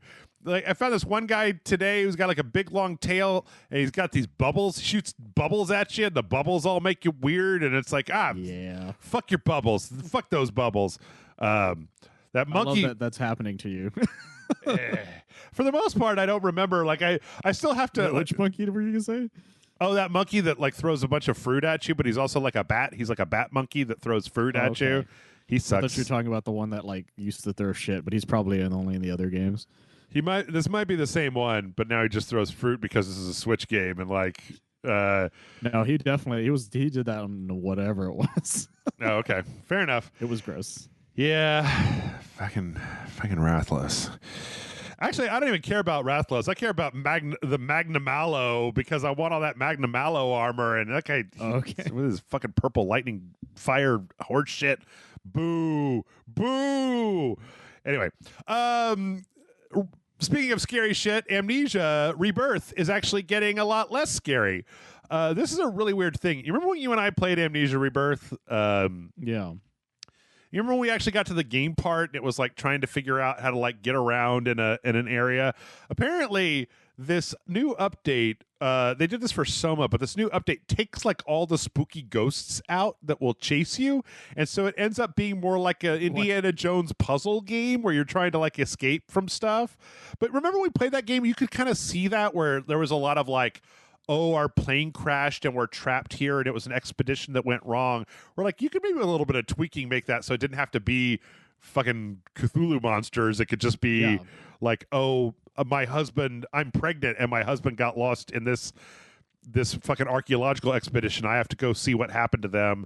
More like a Call of the Sea, right? Yeah, I could see that. So apparently that's happening. I gotta appreciate that these guys keep doing this. Keep putting out. It's weird. It's interesting though. Like the not scary version of the game. Speaking of scary, there's apparently confirmation, or at least an initial report, that Remedy's next game is going to be Alan Wake 2. So yeah, huzzah to everybody. This was according to Venture Beats Jeff Grubb. I don't know anything about that, but on their show talked about how they're basically shopping it around, and then apparently the Epic Game Store was like, yes, here's all the money, because that's what they do, right? It's a good move. So, which is cool, because if you remember, Remedy was previously making a single-player campaign for that Crossfire Chinese multiplayer military game, or whatever it was. That's right. Which just to me like reeked of like, we need money, you guys. Yeah, Remedy has been in a weird situation for a while. Yeah, but I don't know. How do you feel about Alan Wake 2? I like the idea, but it's just because I like that character, and I just like Remedy's writing in general. Yeah. So if anybody can make like a sequel work, still it's them, because Max Payne 1 and 2 are amazing. Even Quantum Break, as weird as it is, I still like its story quite a bit. Well, like eventually, the plan, right, from Sam Lake talking about it is like, what, this will be the lead into the like Control, Alan Wake, Quantum Break, Remedy-verse Avengers game, which is still weird, not gonna lie, but fuck it, lad, let's do this. If I want this weird ambitious shit to happen in more games, to be honest. You actually played Quantum Break. Does Quantum Break fit in? Like, I could see Control and Alan Wake seem like they could take place in the same universe. Quantum Break doesn't seem like it takes place in that same universe. Of course, they're so far removed. There's some connections into it, but the thing is that the type of like story it is closer to Control, I think, when it comes to some aspects of it. But it's a science thing more than it is a paranormal kind of thing. Okay. Because it's all about time travel is what that one is, and it's all about like the dangers of time travel. But there's some weird paranormal stuff going on within it that's never really explained outside of one or two things, because there's like these enemies that are like within the time stream or something that are like crazy dangerous, but they show up very late in the game and they're not explained very well, kind of thing. And there's a cliffhanger somewhat in the end about a certain character that like I really want to see where it goes, but who knows at this point. Well, I still think it'd be pretty cool. Like, I loved Control so much, and I feel like I hope that they take some of the lessons from Control and apply them to the gameplay loop of Alan Wake, because I think a lot of people like the story for Alan Wake, but like the actual gameplay of Alan Wake, I feel like gets a little repetitive over the course of the game, where you're just like... That's kind of the issue with some of their games, because even Quantum Break has somewhat of that issue. I think the Max Payne games don't really have that issue per se, but it helps that they're just straightforward shooters, and I think Control is the most variety of them all. For me, I feel like both Alan Wake and Control started to... I think the reason that those stood up so well for me, at least, was because they were both like very extreme power fantasies, right? Like the shit you could do in Control and even the slow-mo and Max Payne made you feel like a complete and total badass. Whereas like the stuff you were doing in Alan Wake, it's like, great, I shined my flashlight on a guy and I shot him until he died. Woo! Yeah, like Quantum Break kind of does some of that like power goddish kind of things, but I felt like it wasn't. I feel it's more prototype to what Control eventually is able to do, kind of thing. I thought you were comparing it to the game Prototype for a second. It just feels like it feels like the evolution that turned into Control's control scheme. Sure. Kind of thing, because there's a lot of stuff in there that feels like it would have been maybe something in Control, but like it doesn't feel as stretched out as fleshed out as it ends up being in Control. I definitely don't want to go to the more like loose Control scheme of Alan Wake. Like real, I get that. Yeah, kind of floaty. Anyway, from there, let's see. We got a news story about Outriders. So apparently, in Outriders, if you cheat in Outriders, you will be permanently labeled as a cheater. You're not going to get banned, but they're going to do some of this other stuff where they like keep you from playing with legit players, longer wait times, just kind of general fucking with you if you decide to cheat in Outriders, which I do love that thing that says like there's just going to be some added to your HUD that's like super easy to spot. So if you're streaming it, they'll know that you're a cheater. Yeah, that's a good one too. Did you oh yeah, I already asked you. I asked you in a video last week if you were planning on playing Outriders. I played a little bit of it with Chris, and it seems good. Like, I don't know, it seems like I'm more into it than I've been with any of those games of service things before. But I may end up still trying it. I hear its servers are having a tough time right now, though. It took me like 90 minutes to log in yesterday. But I don't know. Like, it's interesting. It's interesting. I also think it was really smart of them to put in a thing where when you create a new character in Outriders, it's like, hey, do you want to skip the prologue? And it's like, yes, I played the demo. Let me skip the prologue. That's a good move, actually. Yeah. So. All right. Let's see from there.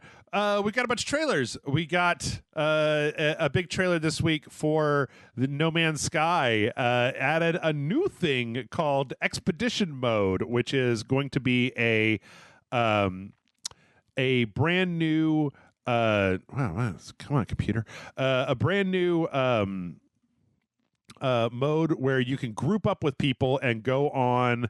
Like group quests. So it'll be like a series of planets and people have to perform certain actions, and then if you perform the actions you succeed. And yeah, like I'm a big fan of No Man's Sky, as everybody knows. I like the fact that they have continued to work on it, and the idea that it now has like this full-on multiplayer mode is kind of crazy. The game really became what people thought it was going to be. Yeah. And I think that's just amazing. Like, they could have easily just pieced out but no, they made the game they said they were going to make, and it's amazing. I'm surprised they're still doing it. Like, that's the thing for me, is that they've already fixed it, and yet they keep doing more. Like, they redeemed themselves like a year ago, yeah, longer, and but they're still like more, and you're just like, I can't argue with you, dude. This is great. Yeah, like they revamped this thing. Apparently, when you complete the missions, you get these little patches. There's like 100 different custom patches that you can get.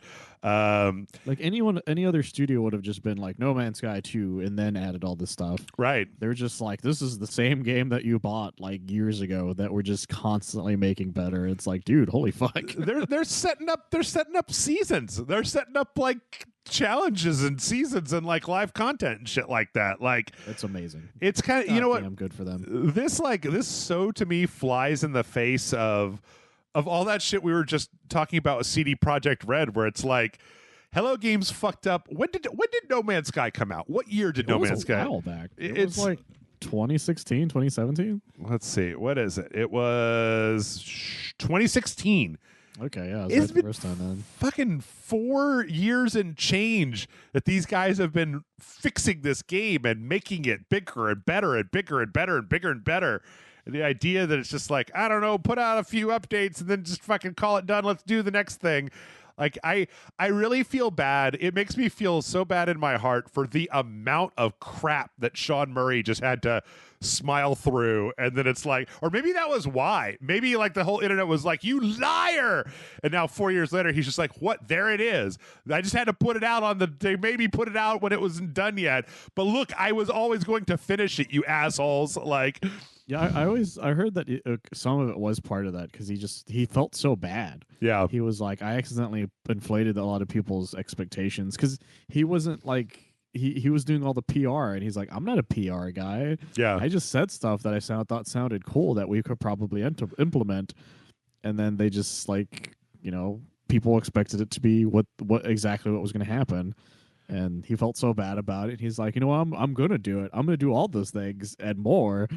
And he fucking did. Yeah. And it's amazing. Do you think if we put Sean Murray and Peter Molyneux in the same world that they'll just like time cop together and explode? Just polar opposites.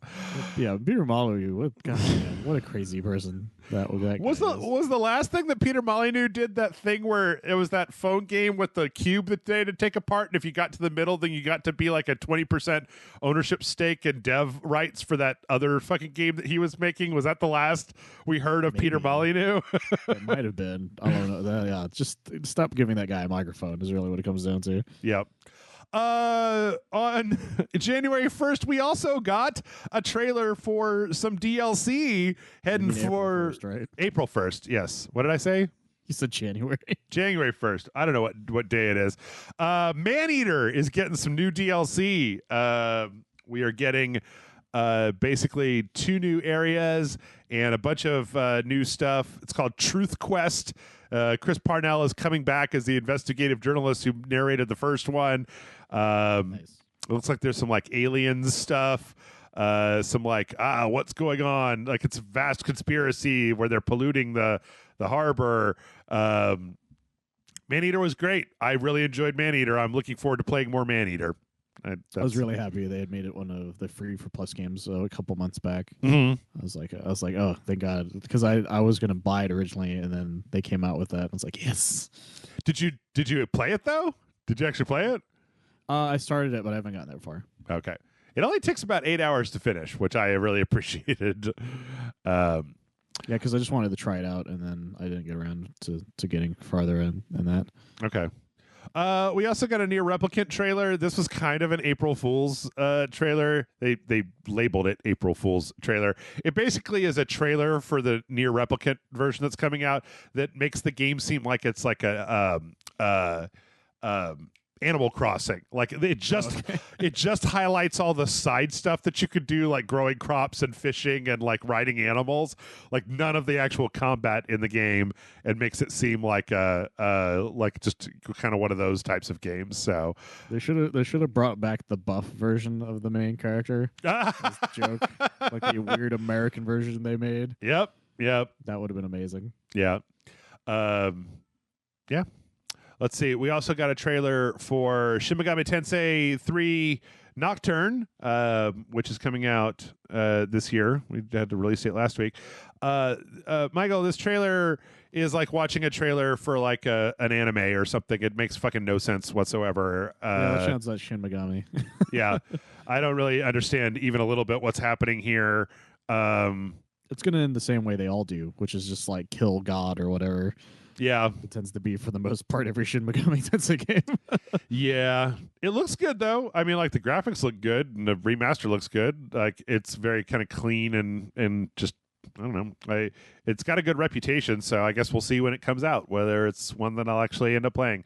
Probably not, though, because Jeff don't generally play JRPGs anymore, since they all became fucking 60 hours long. And this one's supposed to be really hard, too, so. Yeah, those games are not like easy. This is the only thing about them. Yeah.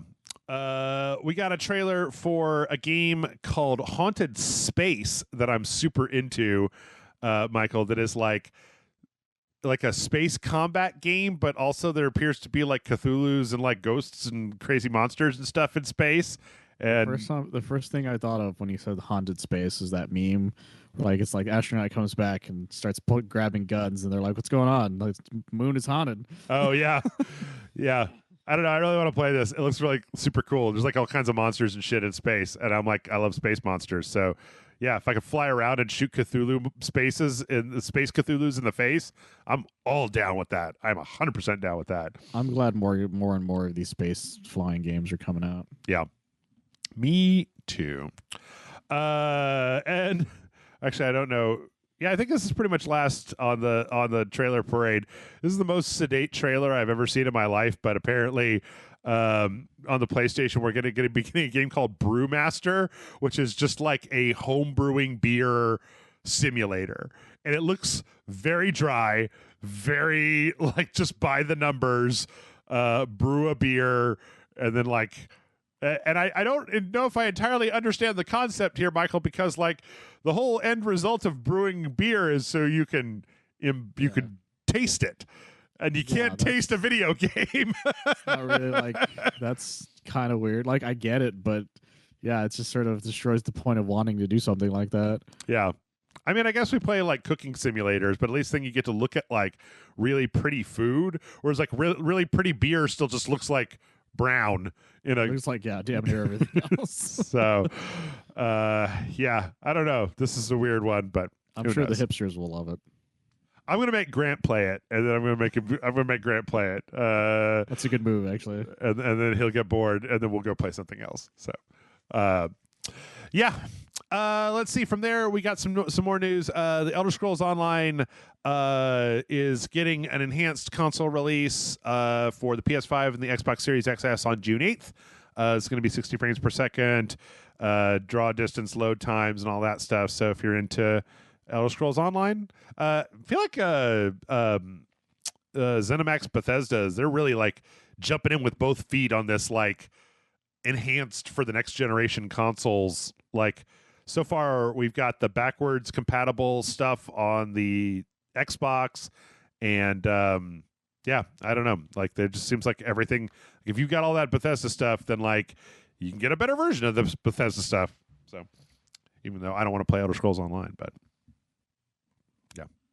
yeah, no, I get it. Let's see. Perhaps the weirdest news story of this week, Michael, is that MLB The Show 21 is going to be on Xbox Game Pass. Yeah, I heard about this, and it's like, what? Right. Because, I mean, in the past, right, isn't MLB The Show? That's like, it was like a PlayStation exclusive game, right? I think they're actually still made by Sony. Yeah? Which is why it makes it even weirder. Yeah.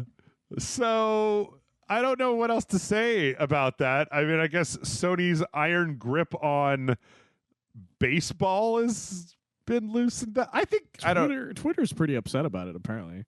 Oh, really? That's how I found out about it, because people on Twitter are just like, I have spent money on like the show, whatever, like every year, and then it's just gonna come to Xbox and it's fucking free. Like, what the fuck, PlayStation? It seems like a really weird thing to me to be mad about. Like, it's just like it's loyalists just being upset. Yeah, really what it comes down to. How dare somebody else play a video game? Ooh, I shake my fist at you, fictitious other person. Yeah. I much more care about the release date for Earth Defense Force World Heroes, which is that crazy blocky voxel Earth Defense Force. Oh, this is real. Yeah. Oh, yeah. No, that was totally real. Has a full-on release date, and that release date is May 27th. Apparently, it's kind of like the jokey version. It's got like references to other EDF games, and it's all just like, because of the voxels, all the bugs are going to break up into little squares all over the place, and it just kind of makes my brain hurt even looking at it. But man, I don't care. EDF. Yeah, that's the good news. The bad news is that apparently Lego Star Wars, the Skywalker saga, has been delayed, and at this point there is no release date. It was originally supposed to be coming out this spring, but Traveler's Tales put out a statement saying that they're going to need more time to get it finished. They're not going to make the spring release date, and they don't have any news about when they're going to make it happen. That's a good call, though. Yeah. I'm not gonna lie. If you feel like your game's not ready, you should probably just not keep giving release dates, like, a specific thing that we talked about earlier. But, I'm not. That's just. You talk about No Man's Sky? Talk about when No Man's Sky came out in 2016? Absolutely. Yeah, absolutely. They should have stopped. Yeah. Talk about MLB the show or whatever. That's right. Let's see. And then we finally have a few other things. A rare Super Mario Brothers cartridge sold for $660,000, making it the most anybody has paid at auction for a video game ever. That's amazing. Mm-hmm. Apparently, the biggest reason for it is still factory sealed, and it's got a 9.6 in like the quality ranking, which makes it like one of the best preserved copies of a video game that exists at this point. So, oh wow. Apparently, the previous record was a prototype Nintendo PlayStation, back when that was a thing, that sold in that's right. 2020 for $360,000. So, oh wow!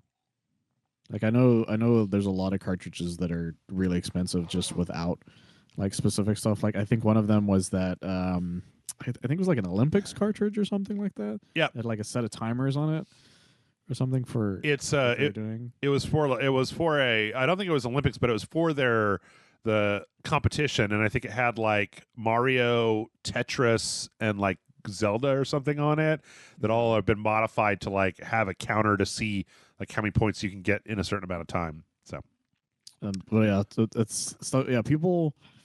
Yeah, if you guys find like sealed old really popular games, hang on to those things because they're just going to go up in price. Like somebody apparently on Reddit, they said that their parents recently found a Pokemon Blue wrapped that was supposed to be a present for them. Oh, they forgot. They couldn't remember where they put it, mm-hmm. and so they found it. They found it randomly while they're cleaning, and it was like in great pristine condition. And people were already saying that thing is apparently worth like $1,000. Wow! With it's already factory sealed, they're like, yeah, get it graded and just hang on to that bitch because that sucker's just gonna keep going up. Wow, crazy. Let's see. We also got in other Nintendo news. Somebody made another Animal Crossing thing. This time it was a shot-for-shot remake of the Zero to Hero segment in Disney's Hercules. I watched it. It's pretty good. They did a lot of like this person did a lot of like they green screened a lot of the characters and then like put them together so they could make it like very very much like the right backgrounds and different like little animations and stuff. Also the Hercules songs are great, so you know. They're absolutely. I love Hercules. It's sure it's nothing like the actual Hercules story, but it's just a fun little superhero movie basically because of it. Yeah. And last but certainly not least, Michael, they've made Dark Souls into rubber ducks. Oh my god. Yep. There's this company, I forget what they're called Tubbs, Tubbz, that has made heard of them, actually. Yep, an Oscar Knight of Astoria and a little Solaire praising the sun rubber ducks. I kind of want them. They're like $15 a piece, and I kind of want them. Yeah, yeah. I think they used to be on one of the places that I used to work for. Oh yeah, if I remembered correctly. They're very popular, if I remember. So you give me the hookup. You give me some free Dark Souls ducks. No, I don't like it. If it's on the thing I used to work for, there's no way I could. Yeah, no. Burn those bridges, huh? Burn all my Dark Souls duck connections. It's not so much burn those bridges as I don't have access to that stuff anymore. I used to joke about that sort of thing, though, where I'm like, I'm going to leave this place and just, like, give myself giant coupons to random places. Oh, yeah. Yeah. I ended up not doing that because that's an insane thing. It's kind of, I mean, speaking of insanity, it's kind of insane that Solaire, from the grim Dark Souls, like that you could buy a rubber duck of Solaire. Like it's an insane concept. Where you're like, why? I don't understand. It doesn't make any fucking sense to me. Yeah, apparently Tubbs, if they're who I think they are, they make a lot of random like rubber ducks based on stuff. That's so weird. Like I think they have a series of Ghostbusters ones. I think is how I first found out about them. Nope. I shake my head and say that's all too weird. That's too weird. I don't know. Here, let's go to their website. That was the last story. So like we should probably answer some questions because we still have a little bit of time left. But before we do that, let's see what. Oh my God, is that Fallout? Is that the Pip Boy? Make a bunch of different things. Is that Ken from Street Fighter and Borderlands and Spyro and what else? Chun-Li Duck. Oh my God, these are weird. They make a lot of them. Geordie LaForge. You can get Jean-Luc Picard, Worf, Geordie LaForge, and Deanna Troi. You can get like most of the bridge crew from TNG. They've got some Lord of the Rings ones. Why would you want a Gollum rubber duck? He's so horrible. Jeff. You can get the Resident Evil tofu character as a rubber duck. You can get the merchant from Resident Evil 4. Oh my God! As a rubber duck. There's a Ghostbusters. Peter Venkman with slime. So you could say Aquaman. I thought they were. Yeah. Here's the old Star Trek. James T. Kirk. You get Uhura as a duck. Wait, Marty has a camera. These are the friends. Phoebe Buffay and fucking Joey Tribbiani. Fucking rubber ducks. The Lost Boys. Oh, that's what? Right, the Metal Gear Solid one. Oh my God, they got Metal Gear Solid ones. Okay, now they're cool again, and I want. Oh my God, this is a Destiny one. There's a Destiny one on here. I'm sorry, I know I'm just like listing about all of these stuff, but you guys got to go to www.numbskull.com/Tubbs. Zangief, Kratos. There's Joel and Ellie. And Tess? Like, I understand Joel and Ellie, but Tess? Who needs a Tess rubber duck? I can even understand a clicker, but Tess? Like, come on. The Doomslayer. Guile. What? Like this? There's a lot of them. Holy my shit. God! There's more than I thought. So many. Sauron from Lord of the Rings. Here's a bunch of DC ones. Oh wow! Wow. The Ghostbuster ones I talked about. Okay. Wow. That's a crazy lot of rubber ducks, Michael. That's a lot of them. Holy shit. That's a lot of weird stuff. What the hell else? What do these guys make outside of rubber ducks? I'm curious now. They're obviously crazy people, so I want to know what else they make. T-shirts. What is these, like console, like arcade cabinets? Yeah, they might be those small ones. Quarter arcades. Oh, 1/4 scale. Oh, they're like little. Okay, all right, cool. All right, you know what? We can't keep doing this. We gotta get some questions. We gotta get some questions in here. Yeah, we got some time for questions this time. All right. Let's see. Chris writes in a while back. It says, "Hey, Jeff and Michael, super quick question this week. Have you watched any of the Netflix show High Score? It's basically about the history of video games. I'm 27, so it's a good history lesson for me as well as a trip down memory lane. I think you'd really like it. If you don't like it, that's okay. Thanks. That's all, Chris." Well, thank you, Chris, for telling me that if I don't like it, that's okay, because I think I started watching this and did not enjoy it.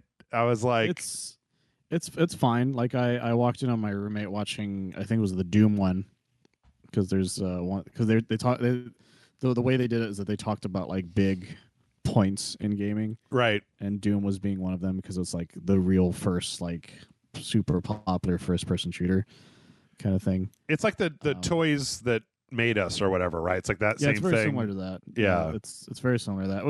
And it's like you said, it's a decent thing if you don't know a lot about those games.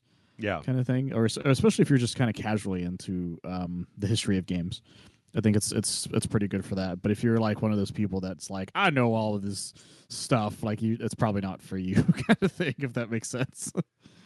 Yeah, I don't know. Maybe I should, but I kind of felt like I lived through most of the stuff that that they were talking about. Like, no, I get it, but that's what I mean though. Like because like you said, he's like I'm 27, like, or like you said.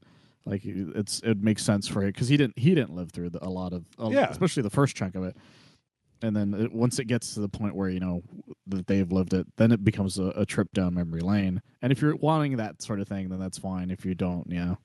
This is weird. I'm sorry. I was looking at the individual episodes. So the third episode is Role Players. Inspired by Dungeons & Dragons, adventures and role-playing games introduce unprecedented levels of choice and complexity to players. It's like, well, okay. I don't know. Some of these are, I don't know. Like, I got a little bit irritated with the toys that made us anyway, where I was like, I don't know. You know what it is, Michael, is that I feel like a lot of this stuff, I'm sure that the episodes are fine, but I think that when those came out, it was kind of around that time where I was just getting like really overloaded with like, remember when Pac-Man? And I'm like, yeah, I remember when Pac-Man. It sucked. I remember what arcades smelled like. They were horrible. There was like some fucking big kid in there that was mean and he wouldn't let you play the game you wanted. And time that guy punched me for beating him in Mortal Kombat. I don't want to remember that. I want to stay at home and play Mortal Kombat. Yeah, that show definitely got greenlit because of the sheer amount of shows like that Netflix has. They keep doing them, and you know sometimes they're interesting, and sometimes it's just like, eh. I liked you know what? I actually liked some of the Toys That Made Us stuff. Like I really liked the one about the Star Wars figures and how like what a shit show the Star Wars merchandising started off as.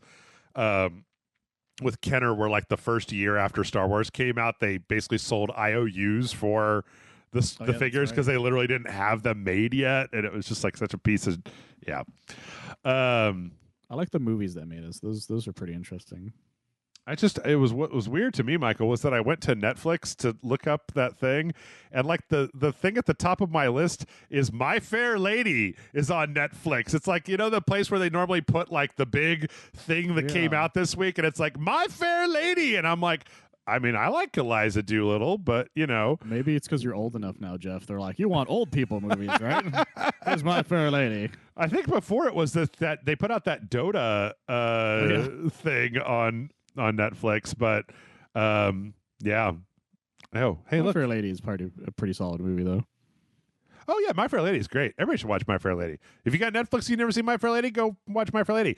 And then you can go read about how they fucked Julie Andrews and Audrey Hepburn because Julie Andrews she was the singer in the stage show of My Fair Lady, and then they decided they didn't want her. They wanted a bigger actress for the movie version, and so they got Audrey Hepburn. And Audrey Hepburn, bless her poor heart, tried to sing her songs, but she just wasn't a professional singer. But she did her best, and then they overdubbed her. And then, like, while all this was happening, was it Mary Poppins that then Disney grabbed Julie Andrews and put her in Mary Poppins, and Mary Poppins just like Mary Poppins was a movie for babies, and then it just like got every award at like the Academy Awards that year. Just like I think she thanked them or something, if I remember correctly. Yeah, there was some shade. There's some shade about that happened. Yeah, I don't know. Because she kept thinking she would be the one that was chosen for My Fair Lady, and then they've completely fucked her over. Yeah. But Audrey Hepburn's amazing and awesome. So, but yes, if you're into that sort of thing, watch it on Netflix. Mm-hmm. Let's see. I don't know. Well, this one seems like it's pretty short. Lou writes in and says, "Hello, Jeff and Michael. I love playing long military strategy games, Rome, Shogun, etc. But having a family now makes it hard finding time. Do you ever have times where you really sit and contemplate starting a game, knowing the huge amount of time some strategy and RPGs require? Thanks for the laughs." And that's from Lou. He says, "P.S. Do you still stay in contact with Nick?" I will be honest. I haven't talked to Nick in a long time. Once History Buffs kind of started like taking off, I would like hit Nick up every so often and be like, "Hey, Nick, you want to do the podcast?" He'd be like, "Nah, man, I'm super busy." And I hit him up the next week and be like, "You want to do a podcast?" He's like, "Oh, I'm fucking even busier than I was last week." And I was just like, Nick is now a more successful YouTuber than me. I'm gonna leave Nick alone. I'm gonna leave Nick to do his thing. So I haven't really stayed in contact much with Nick. I mean, we used to just catch up before and after podcasts, but I haven't done that in a while. So. But Michael, do you ever play games? I don't tend to play open-ended games like that, where it's just like, oh, it's the scenario and you're kind of battling the AI like a Civilization or something like that. I never was really into those. I had a lot of friends who were really into those. They had a lot of crazy stories of shit that they did. Yeah, like I remember at one point one of them was telling me a story about a game they did where they it was them versus like another person. And they made like so many like smaller soldier units that like by the time the guy had like made his more advanced stuff, he just swarmed the guy with these like small units because he was like this was the way he explained it. He's like basically like in the game there's like a shadow essentially where you don't see what's past that point until you get to that point. And according to him, he's like basically the guy just saw a swarm of people coming out of these shadows. Oh yeah. And just did not know how to deal with it because he was not expecting that many just like small units. Nice. Yeah, for the most part I just don't. I mean, my time is limited, and it's more limited by like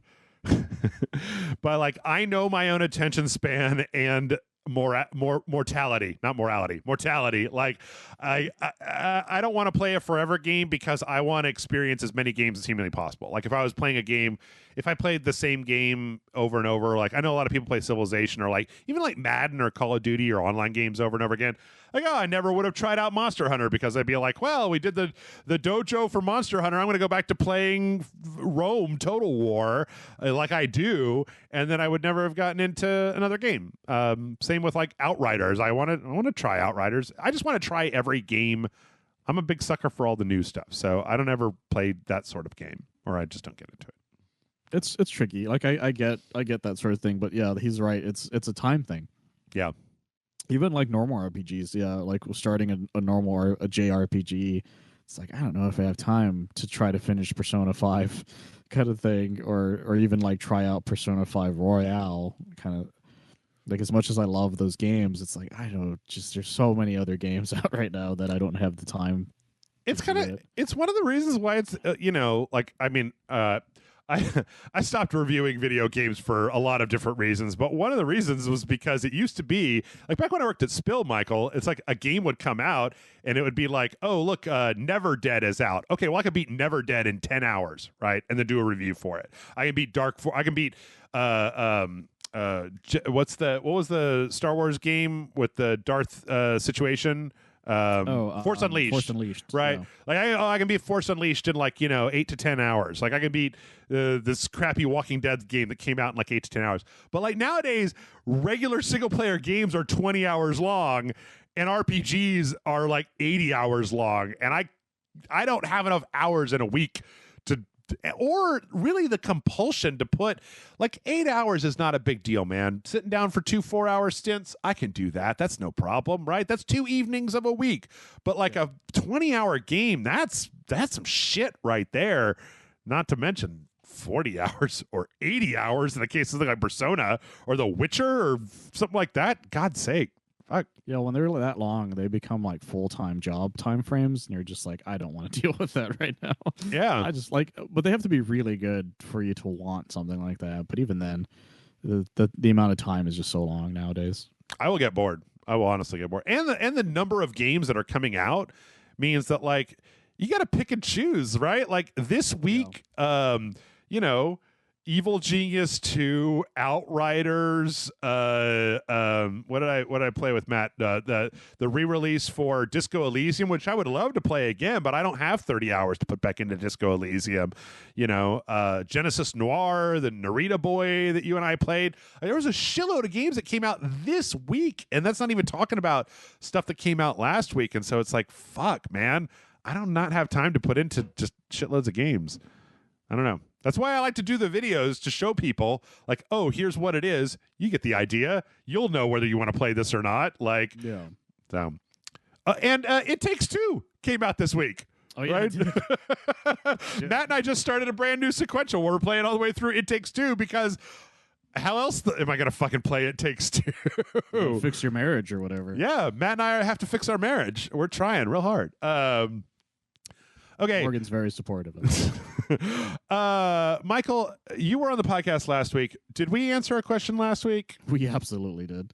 Was it this good? It was this good and bad endings question? Yeah, we absolutely did. Okay. Did we answer this Doom 2016 question last week? Yes. Okay. Not last week, but we did it a while back. A while back. Okay. How about the Star Trek Generations question? No, I don't remember having this one, but okay. All right. Judicator Prime on the Discord, patreon.com/RageSite, writes in and says, hello, Jeff and Michael. I just finished rewatching Star Trek Generations. The first time I watched it, I was 9, and I remember being mildly interested. As I got older, I loved... we did answer this. We did. Okay. Oh. Yeah, we did answer this one. We totally answered this one last week. Yep. Okay. Jonathan Scratch writes in and says, hey, Jeff and Unreasonably Kick-Ass Michael, you just did your Neo Remastered Dojo. And did we do that Dojo, or was that Matt and I?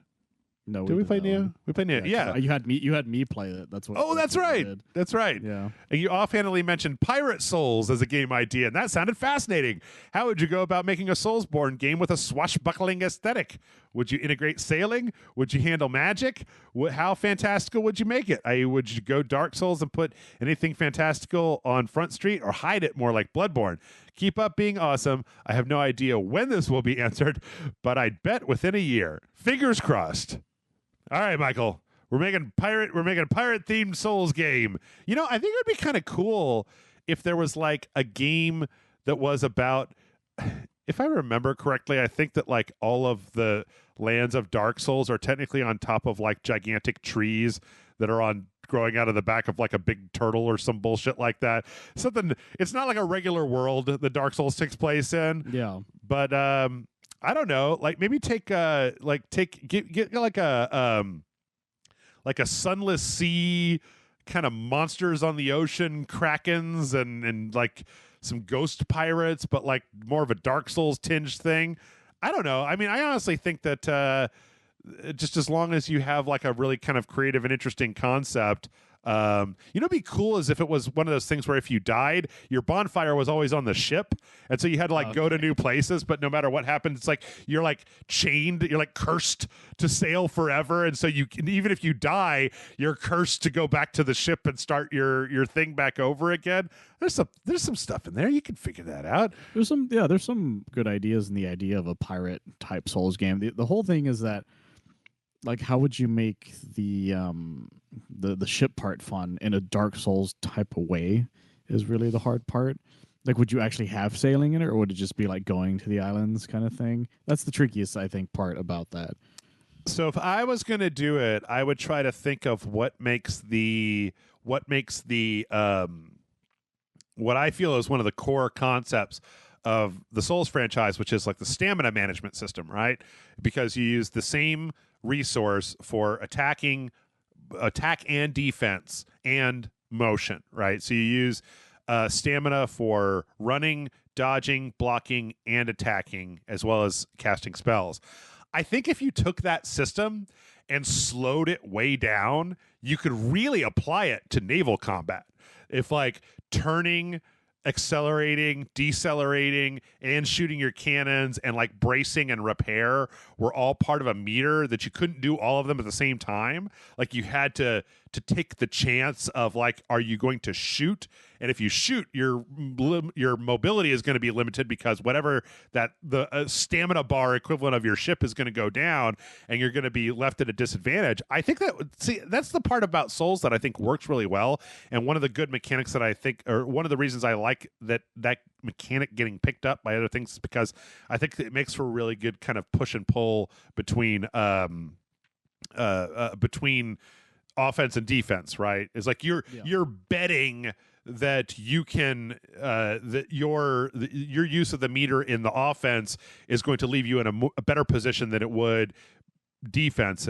And then the other thing I feel like Souls does a lot, which would actually probably work perfectly for a kind of naval style game, would be both position, and then the idea that, like, you know, when you fight a lot of enemies in a Souls game, a lot of the enemies in those types of games, they don't, I mean, it's like everybody knows what game Jeff is playing this week. It's kind of like Monster Hunter in that, like, you know, the bosses in Dark Souls, you can't rush the bosses in Dark Souls. It's about like figuring out patterns, being methodical, and like going after them. But I think that what would be really interesting is if a lot of naval combat games, they don't, it's like they set up a consistent set of rules, right? Like your ship and their ship kind of work the same way, but there's no reason you have to do that in a Souls game, right?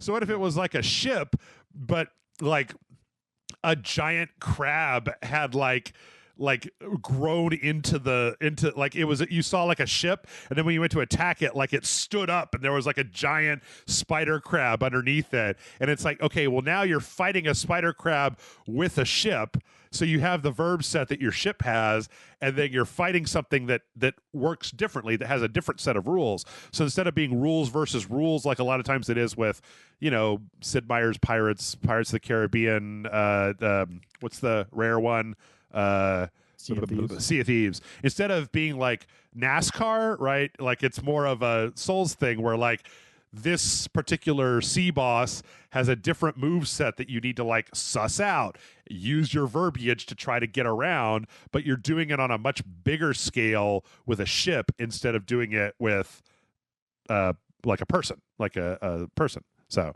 okay, I think that could work. Check it out. Look at that. Yeah, look at me making video games. Put me on the Xbox ID channel. Let me talk for 20 minutes about how I came up with ideas about stuff. Yeah, though I probably would make it all Cthulhu and weird. You know what? Take Pirates of the Caribbean, but make it so that it's not laughably insulting and stupid. Like take the first one and really dirty it up, like with the fucking, you know, skeletons, but make it so that it's not a Disney movie. So the skeletons, like, make it so that it's like a cursed crew that are skeletons in the moonlight, but like they all kind of look like Leatherface because they keep killing people and draping the flesh over themselves to make them look more human. Like, take out the whole like moonlight thing. Make them so that they're immortal skeletons, but they're wearing like people skin, and so they raid like other places to get the flesh of humans to feel like they're normal, but they're all like rotting carcasses. Yeah, that's what I'm saying, man. Like, you know, so dark. That like skin suit skeletons. Like instead of, you know, like they're pirates, right? But instead of taking like the trade goods, they're taking the people. So like there's these ships that keep showing up and like they're empty and they're full of trade goods, but all the people on board are gone. And then like, you know, there's whispers about how like I saw him in another, like there were whispers, your brother was in a port city, but he acted really weird and he smelled fucking terrible. And you're like, oh my God, I figured it out. The fucking skeletons. That's just one idea, man. Like, take all the shit that happened in the Pirates of the Caribbean movies should be cool if you did it right. Like, the whole, like, people barnacled into the ship. They become part of the ship. Like, they grow into the ship over time. They become, like, barnacle monsters. That could be cool. That could be cool, right? Oh, yeah. That does sound like it would work pretty well for this sort of idea. Yeah. Just take out all the fucking East India bullshit and, like, ramp all the magic stuff up to 100 and then just, like, throw a huge bucket of chum on top of it. And, yeah. Like, can you imagine? Like, what if there was a ship? I'm sorry, we're going to stop here, but I keep coming with ideas.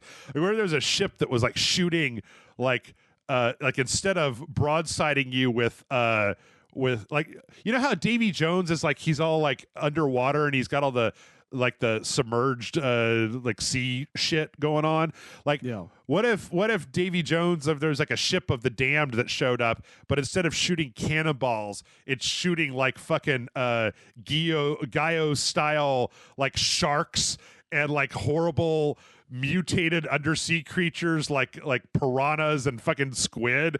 Like, so instead of shooting bullets at you, it's shooting all these things that they attach to your ship and start killing your crew. And so then you got to like disengage from the ship combat and go do the ground combat to fight with like a shark that's just not even like a shark with legs, but just like a shark that's on deck, but it's just fucking jump, jump, jump, jump, jump, jump, jump, jump. And maybe it's got two heads and like one of them's like smaller, it's gross, and then there's like tentacles that are like flapping it across the sea deck, just and then I love this last thing. Just sounds kind of like the two brothers from Rick and Morty. Just you like saying more shit as it progresses. And that's when the aliens showed up. The Mexican sombrero. Mexican sombrero. They got to. All right. Well, you know what? Before we leave, Michael, how good does that Rick and Morty season 5 trailer look? It looks great, actually. I'm really excited because I love Rick and Morty. Like as much shit as we give, you know, Rick and Morty fans specifically, I don't like, at least the internet does. The show itself has always been really good, and I'm really excited to find out what they're going to do with Jessica, as well as, you know, the rest of the family, especially with the fact that like this last season ended with the bombshell, the fact that there's two Beths just running around. Yeah. So like, where's that gonna go? I don't know. I'm really excited. Yeah, I like Rick and Morty. I mean, like, it's, you know what? It's weird because I feel like I would say like, oh, you know, the fifth season or whatever isn't as consistent. But you know what? Go back to the first season. There are some inconsistent episodes in the first season. There are some episodes in the first season. Like, I don't watch the one where the fucking dogs take over. That one's okay, but I don't like, you know, when I'm rewatching it, I do highlights generally, not that one. Or like the very first episode. I mean, like the first episode, it's fine, but there's some of the most memorable lines though in that first one. Where they're like, they're robots, Morty, and then he shoots the guy. And oh yeah, Glenn's pleading the death. But you said they were robots. Well, they're corporate robots. Yeah, I don't like them at all. Yeah. Anyway, I mean, that's just, I don't respect them. That's what he says. I don't respect them. Oh yeah, it's just like and the old one. The one of my favorite lines where he's like, Morty, I want you to take this, put you way up your butt. Yeah, your grandpa can't do it anymore. Yeah. Anyway, that's our show. That's the podcast. We got another one. We did another one. We're coming close. Am I right, Michael? I believe we are in the 800, or no, not 800. That would be way too many podcasts. We're getting up. We're close to a milestone. What is it? 400? Yeah, we're at 391 this week. Close. So I don't know what happens when we hit 400. Maybe that's when the internet loves us and we become super popular. Then we'll become egotistical or whatever we said earlier. That's right. That's right. Check out more from Michael over at oneofus.net. Maybe write in some questions. I have like 2 questions left. So mailragesite.com is the email. Jeff, so you got this far. Send it in. If you're on the Discord server, write more questions. We need the questions in case we get to questions, or I learn how to do a podcast correctly at some point. 400. That's the magic number. That's when I'm going to learn how to do the podcast right, is once we hit 400.